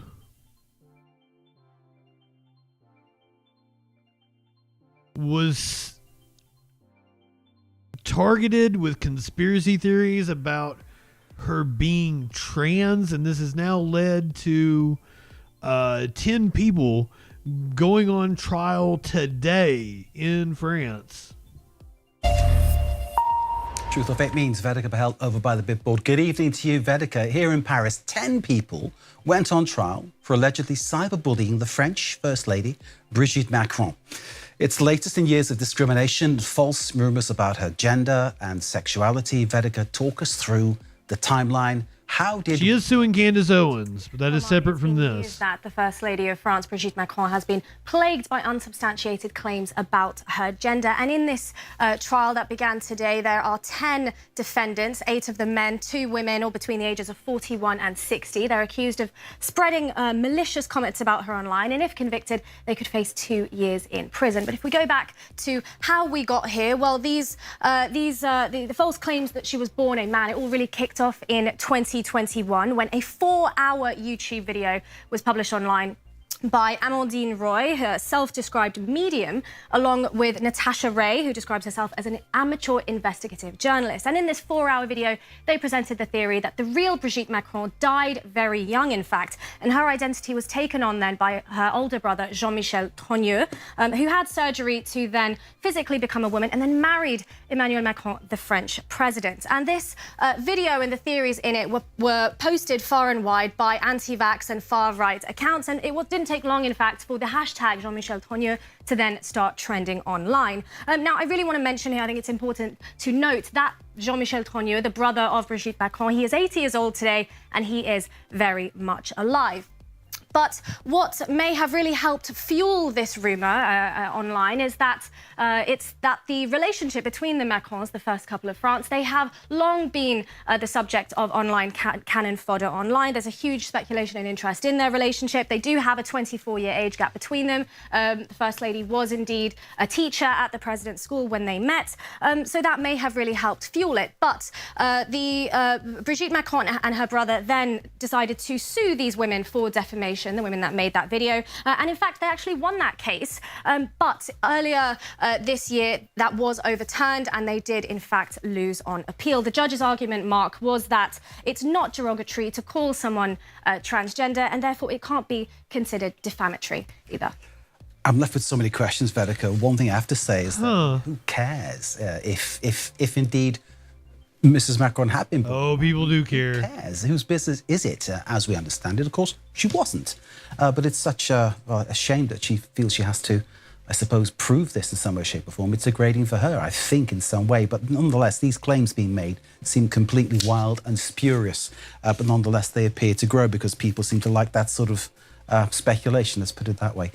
It's not just in France, though, is it, that the Macrons are having this struggle? Tell us about that. No, it hasn't. It's spread far beyond France, and the Macrons have now also taken action in the States. This really exploded on the internet when Candace Owens, far-right podcaster, commentator, MAGA commentator, she picked it up and she became one of the most vocal champions of this conspiracy theory. In fact, she said that she was willing to bet her entire professional reputation on it. What reputation? Her multi-part series called Becoming Brigitte on her platforms, but she took these accusations even further from what was previously in that 4-hour video.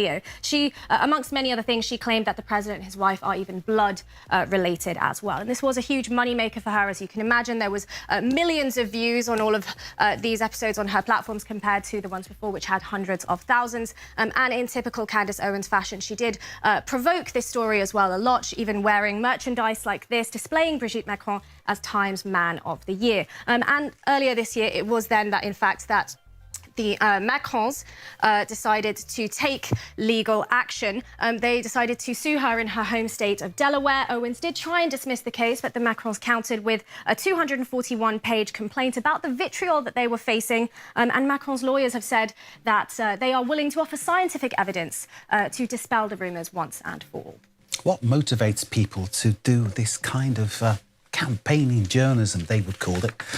We could think of other names to describe it, of course. Well, I can tell you. Users so keen then to engage with this kind of rumour, Vedeka. Tell us about this. Well, Mark, that is the question, but it does have all the ingredients, you know, as if you will, of a perfect conspiracy theory. We have a head of state involved. We have an implication that the head of state is lying and deceiving his people. We have a sexuality, gender element involved. So it all really adds to the perfect conspiracy theory there. But analysts have pointed to a phenomenon known as transvestigation. And transvestigation has been described by GLAAD, American LGBTQ organization, as a phenomenon that targets cisgender public figures, investigates them with fake pseudoscientific evidence that being trans is negative. And these conspiracy theorists will study gait, size, features, etc. But Brigitte Macron is not the first lady to suffer this kind of conspiracy theory. We saw it many times with Michelle Obama during the Obama presidency. Even today on forums and Reddit threads, there are people willing to die on this hill that Michelle Obama was born a man. We've even seen it with, Jacinda Ardern, Kamala Harris, even sports people like Imam Khalif. But many conspiracy theorists, Mark, they might want to push this, particularly as politicians rarely address this kind of scandal, this kind of rumour. But it does seem, as we can see from the legal action, that the Macrons, they just have had enough. Strong theme of misogyny, isn't that, in this whole thing, Vedeka, I think. Can I go on a campaign and call Candace Owens a lizard person? On the Brigitte Macron. Maybe I should just start saying that Candace Owens was born a man. I'll start transvestigating Candace Owens. How about that?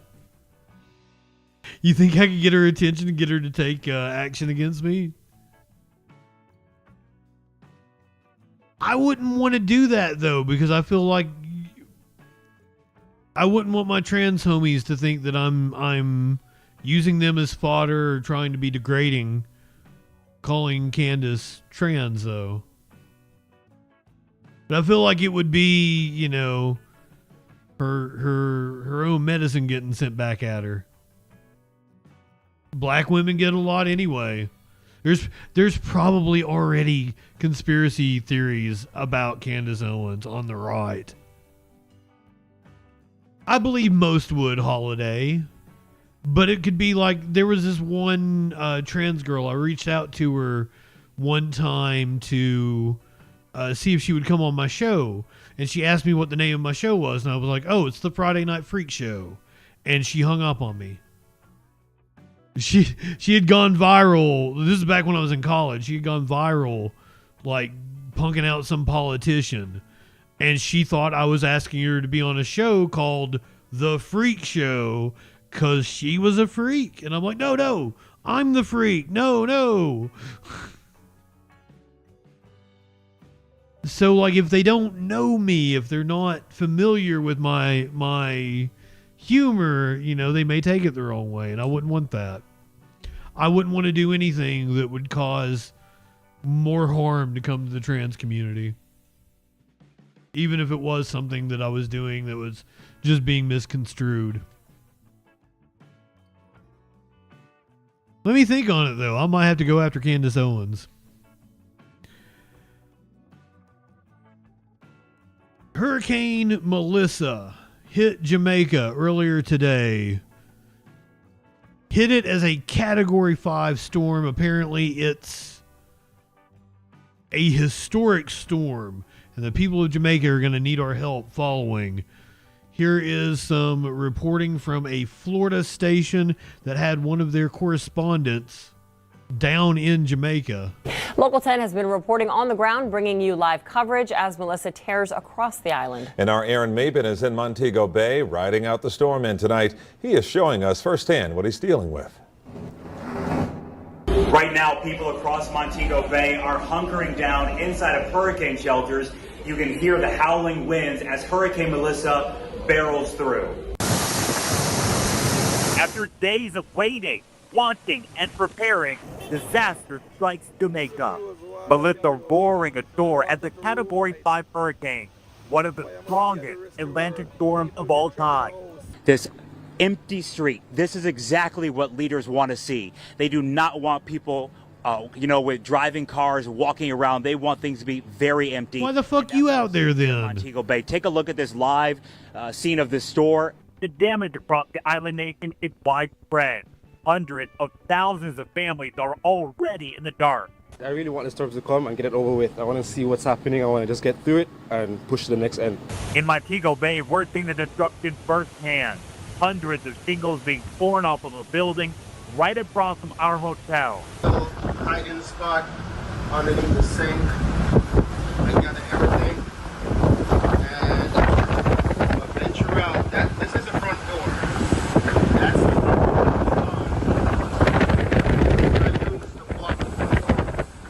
My crew taking shelter in a safe space after the windows here began to bow. Tourists who missed the last flights off the island also forced to hunker down and ride out Melissa, the monster hurricane lashing Jamaica for much of the day. And it's not ride out Melissa. The mayor of Montego Bay saying emergency crews sounds sexual. React as soon as the wind subsides. Ready and waiting to provide assistance and rescue if we have to do so for our residents here in Montego Bay and across the municipality of St. James. And tonight I'm talking with other hotel guests who say they are anxious, scared, and waiting for this hurricane to pass. In Montego Bay, Aaron Mabin, Local 10 News. And Melissa's. Okay, we're going to head into the crime section now.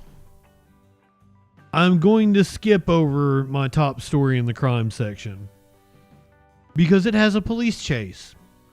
Basically, what happened is a man shot a cop as the chase is going on. We did not know that the cop was dead. He died later.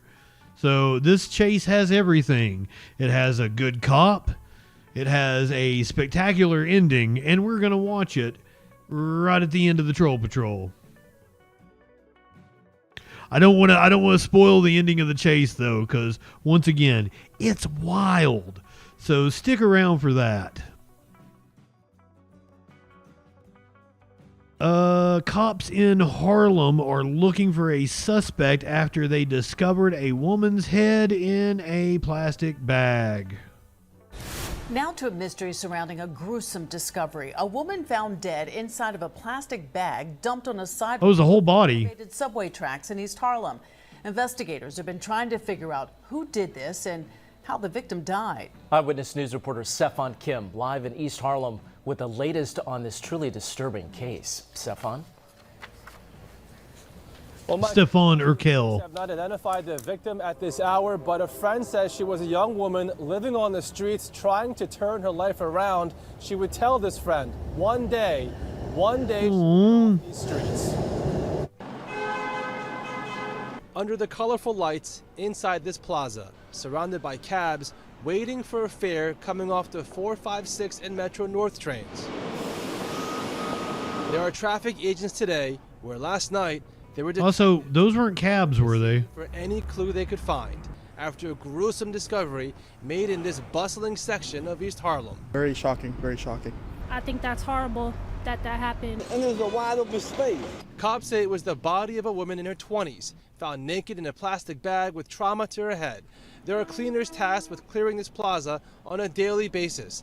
A co-worker of the cleaner who made the horrific discovery says she was found inside a plastic bag that was inside a laundry bag. He picked it up because there was stuff on it was a pile of stuff.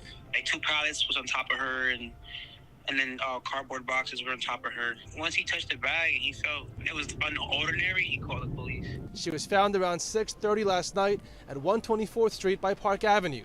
Madeline Sosa is a hospital worker who works at a drug clinic nearby. She says she saw the victim yesterday morning. She was a sweetheart, very loving, caring young lady. Had a story, had her situation. She was living in the streets for, I've known her for about a year now, going on a year. This winter would be a year. Last winter, I would bring her clothing, food, blankets from my home, and offer her services to get into a program. And she would always say, one day, and that I was her guardian angel, thank you. Again, police have not yet identified the victim. The medical examiner will determine the cause of death. Reporting live in East Harlem, Stefan Kim, Channel 7, Eyewitness. Thank you, Stefan Urkel. We're going to go to the other side of the country, to Portland, Oregon, where 3 people have been charged with attempted murder after a brutal attack on a Portland bus. A man heading to work is brutally attacked on a bus in southeast Portland. 3 men have been arrested and indicted in Multnomah County on serious charges, including attempted murder. Fox 12's Leslie Dominique. This guy's a man named Mort, and he is bisexual. He's advertising on his computer. Has the details on how prosecutors say this all began. We're here at the Gateway Transit Center, one of the largest transportation hubs in Northeast Portland. We spoke with the riders here, and they say that while sometimes fights can occur on the buses or on the trains, something this severe is unusual. And cancel Justin. That at least one of the suspects stomped on the victim's face. Words that Lestelle Holloway lives by daily as she uses TriMet services across Portland. Keep to yourself as much as you can. Don't get involved in any altercations with anybody. Ironic, welcome in. On the evening of October 15th, the Multnomah County DA's office says a 50-year-old man was just... Yeah, her name was Martha, and she is bi, and his name is Morty, and he is bi.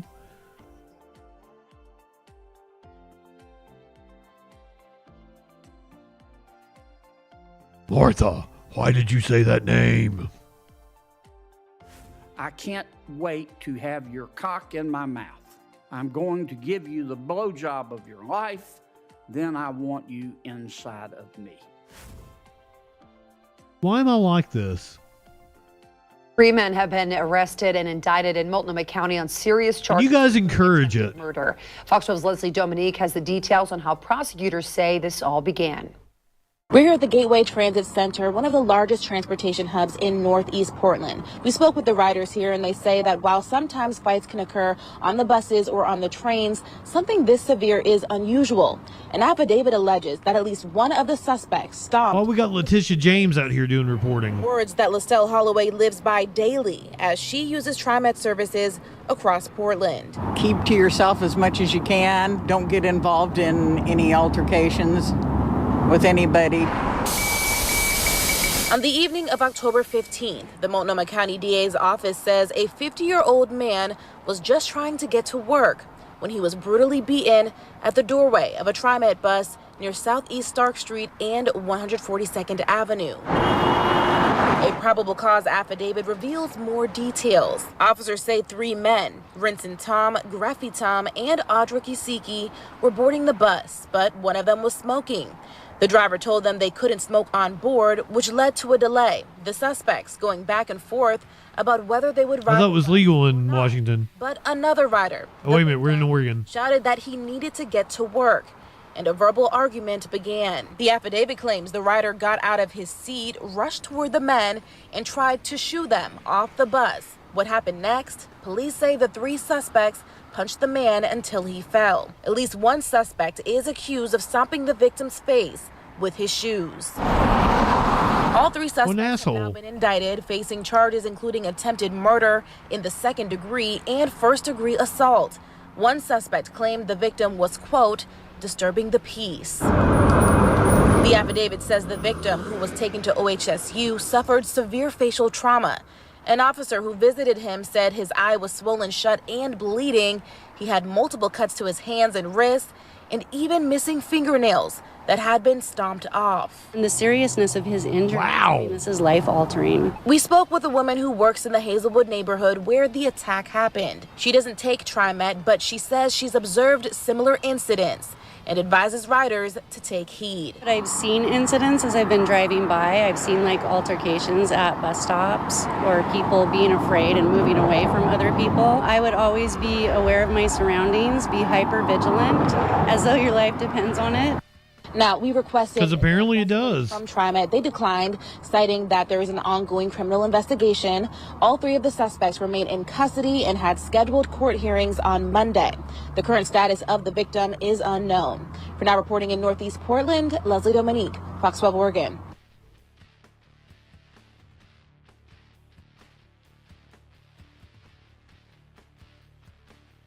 We are now going to go to Illinois,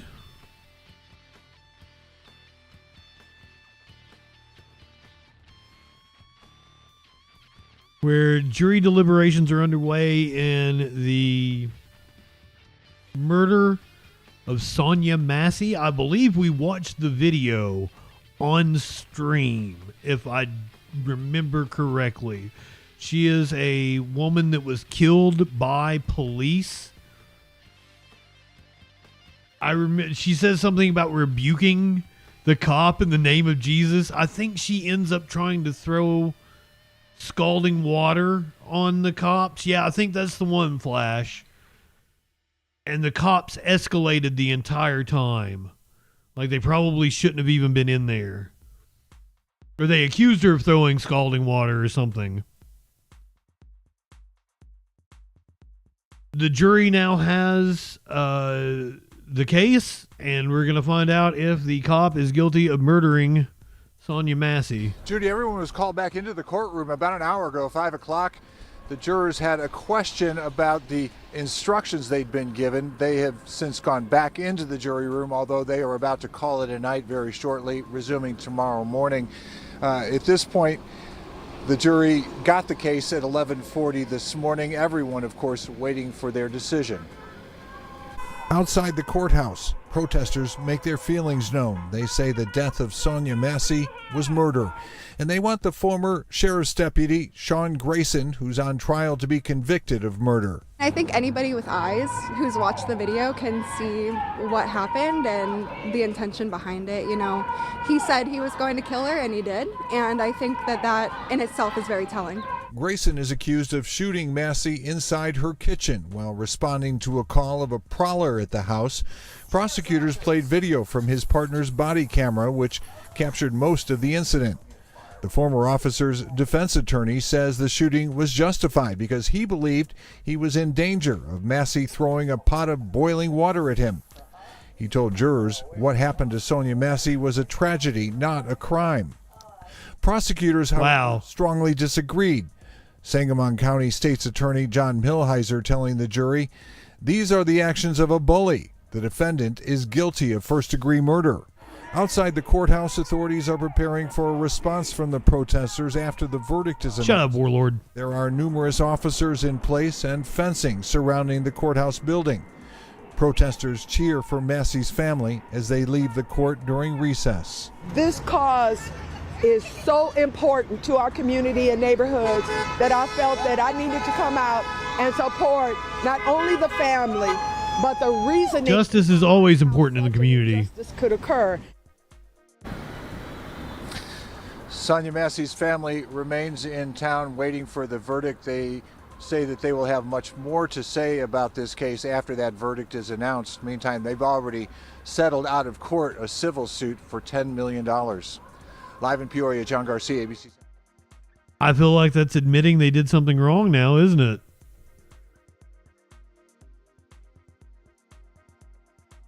Speaking of Nazis, a man in a Nazi uniform was assaulted in Georgia, which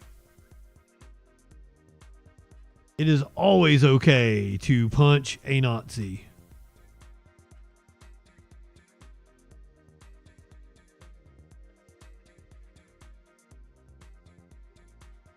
Do we not have video of this?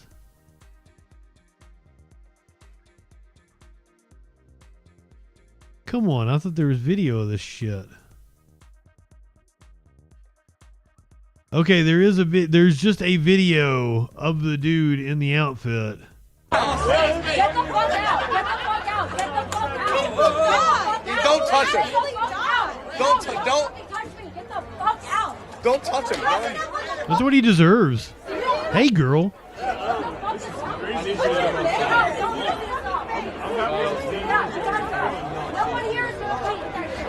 you! What the fuck? He's in my. Yo, are you in my accounting class? Yeah! What up, bro? What's good, bro? How are you? Look at this guy.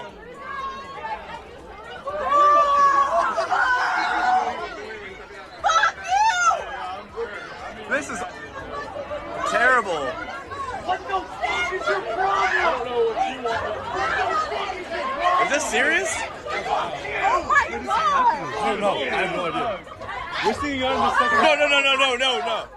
Looks like he assaulted her. It looked like he's the one that laid hands on her. I don't know what you want. Is this serious? Oh my god! No, I have no idea.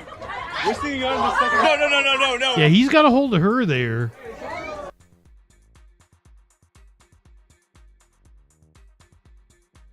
A University of Georgia student was assaulted in downtown Athens by a man wearing... Okay, I thought it was saying that the Nazi was assaulted by a man wearing a Nazi uniform, according to the school.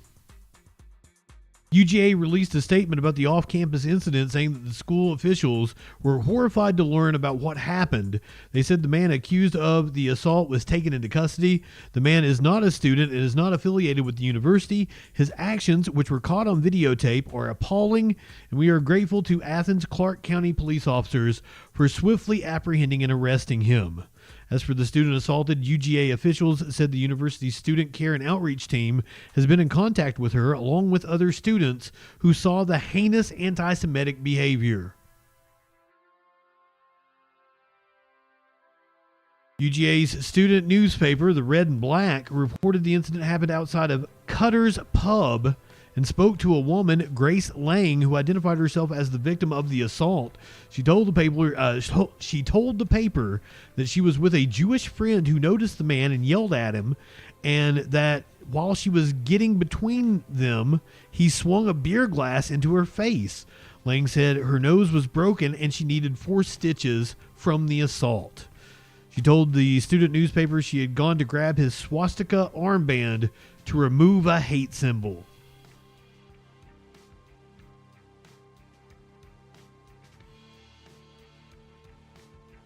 That lady took off a shoe. It's about to get real. Danny, welcome in, friend.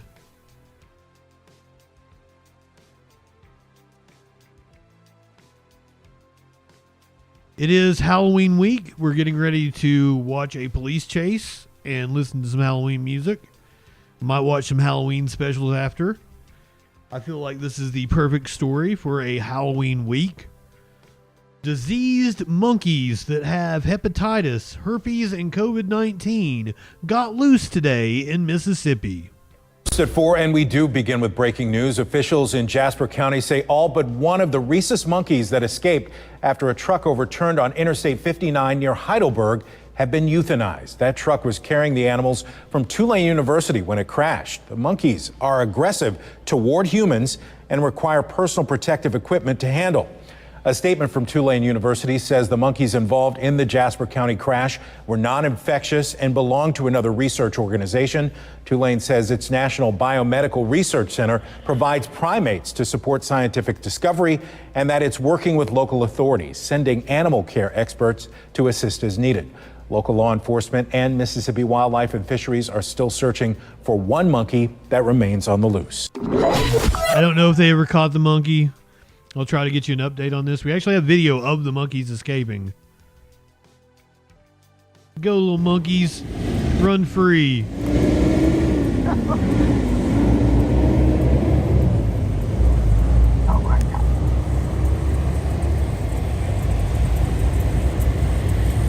Oh my God.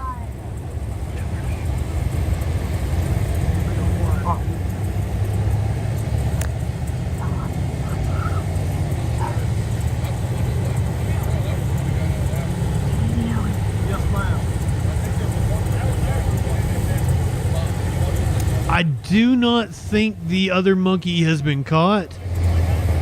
Tulane is saying that they're not infected with anything.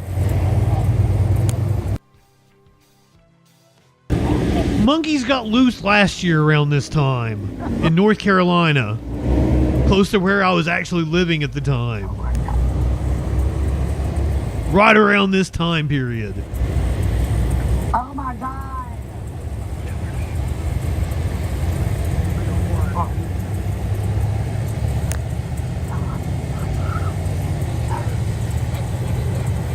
I do not think the other monkey has been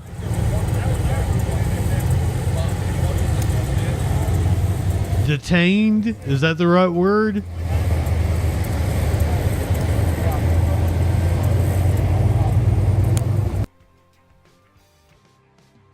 And this story spurred a whole conversation with Curiouser and I, because she was saying that it's always unethical to use animals for research. And I was like, I don't know if I agree with that. And she was like, if you're for using animals in research, then you're for monkey fucking. And I'm like, they're not. And she's like, they can't consent. They can't consent. You might as well be fucking the monkey. And I'm like, I don't think that's true.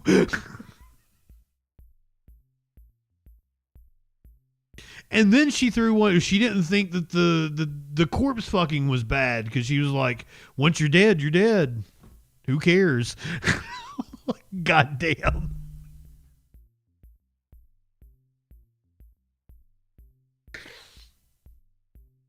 Yeah, what the fuck indeed. That's what I said, Flo. I was like, there's benefits. And she's like, well, there's benefits to you, not that monkey. And I'm like, that is kind of a good point.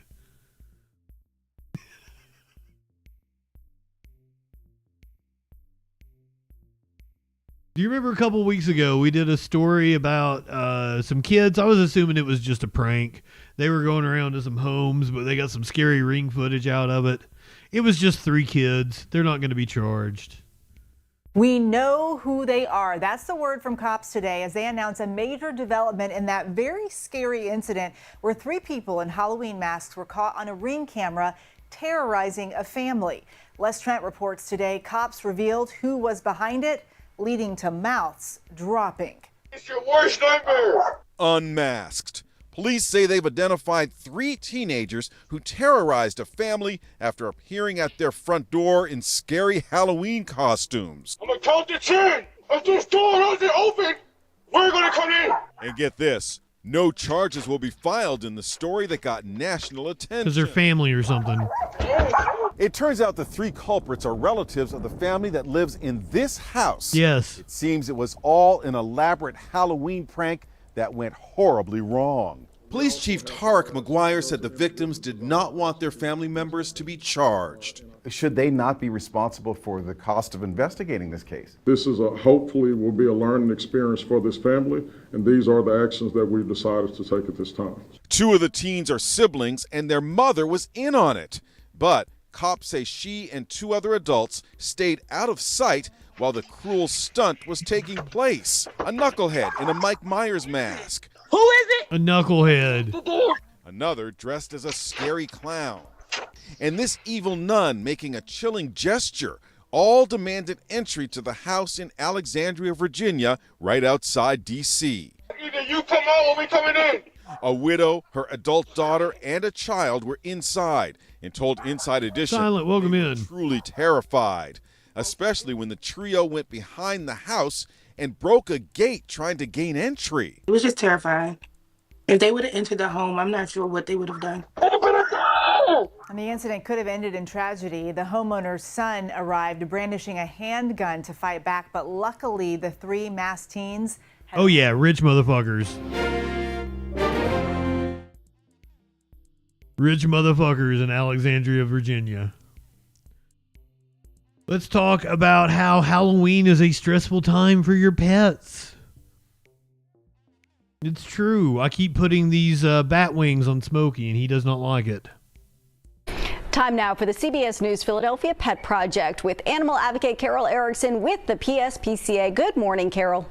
Good morning to you. And you know, Jan, we're going to be talking about Halloween today, but why don't you share your Halloween story that was... I want to say it's one of the most expensive areas to live in the country. And the driver behind me had a scary Halloween costume on his passenger side headrest. I was like, what's happening behind me? It freaked me out, so I could see how those masks would freak out dogs too. You know, Halloween is fun for people, and it's a lot of fun for a lot of people, but for our pets, it's really scary, and it is far too scary. And the masks that frightened you in your rearview mirror, well, when a dog... What's scary is this fucking stuffed cat she's got back there. She taxidermied her cat, didn't she? Comes face to face with them, wow, watch out. And what if they see a 12-foot skeleton in the yard as well? What do you think they think about that when they walk by their normal neighborhood and that's what they see, and they get scared because that has sort of a human shape, but it isn't. And some of these decorations... You think it was somebody else's cat. You've got kids out there. You've got the dangers of candy and chocolate that everybody knows about animals. And, you know, the masks that everybody is wearing, they completely mask the social cues that our dogs and cats need to tell our... I didn't even think about that. And Queen Elizabeth, and these strange makeup things that you've got on people coming to the door or encountered outside that can definitely unnerve a dog. Kids and adults in costumes also give them a weird shape, and they also can have an alien shape, and that can trigger a dog. And that steady stream of little kids with devil horns and orange buckets and all of the rest of that all night long can make for a really long night for an animal. All that door ringing. Tones, welcome in. What you really can do, you can consider sitting outside. Look at some of these costumes, they're great. You can consider sitting outside and handing out the candy there so that the doorbell is not ringing constantly, and you definitely set up a safe place inside your house for your pets. You don't want them running away on Halloween. You don't want some crazy nutcase getting hold of an animal on Halloween. So you just have to be very, very careful with all of I'm a crazy nutcase and I already have animals. Conditions. Also, dogs that just normally have anxiety are most affected by these awful masks that scare them, that don't change shape, that just look like that when they're used to seeing a face. That is terrifying to them, and it puts Poor the puppies. people around them in dangerous and uncomfortable situations. Also, if your dog doesn't like a costume, don't put him in it, because sometimes to another dog that's triggering as well, and your own dog may not like it. And remember, the nightly stroll in the neighborhood with all of the decorations that are jumping out and you know, I don't even know when trick or treat is here. It's probably like tomorrow night. can also be completely overwhelming. Vets have reported dogs taking off. By the way, I don't think I'm going to be here tomorrow night. I think we're going to but you've got to remember the theater and watching The Lost Boys. Pet If I remember correctly, I think tomorrow night we're going and watching so many The animals Lost there. We would Boys. love to have them safe in loving homes. And We watched it last night. cat is I'd never seen it. This is Pineapple. It was my first time. She asked me if I wanted to watch the new one or the old one. I picked the old one. Live in a nice, quiet home. She's a nice, quiet cat. She also does well with kids in the family. So beautiful. Starts a little slow. I could do without the Stand By Me bullshit. Like, you know, Stephen King's Summer with all his friends. Once again, look at that great. Oh my God, this is a tortoiseshell calico. It's so phased. It's one side is all covered up. Yeah, if she's orange and black, she's a tortoise shell. But the second part of it was fantastic. Adores attention. Loved it. Look at that. She Got a adores kick out of it. Kids and Comcats are just fine with her. She's on the small side, so she will fit in your house very nicely. Look at baby. And you'll never get tired of looking at that face of Belle at Pennsylvania SPCA. And Beethoven this morning. Oh, this dog is music to my ears. Look how beautiful he is. 7-year-old big boy, a boxer. And The old one is cheesy. He's got, you know, a lot of stuff. But that's what it was great. I loved it. Sweet.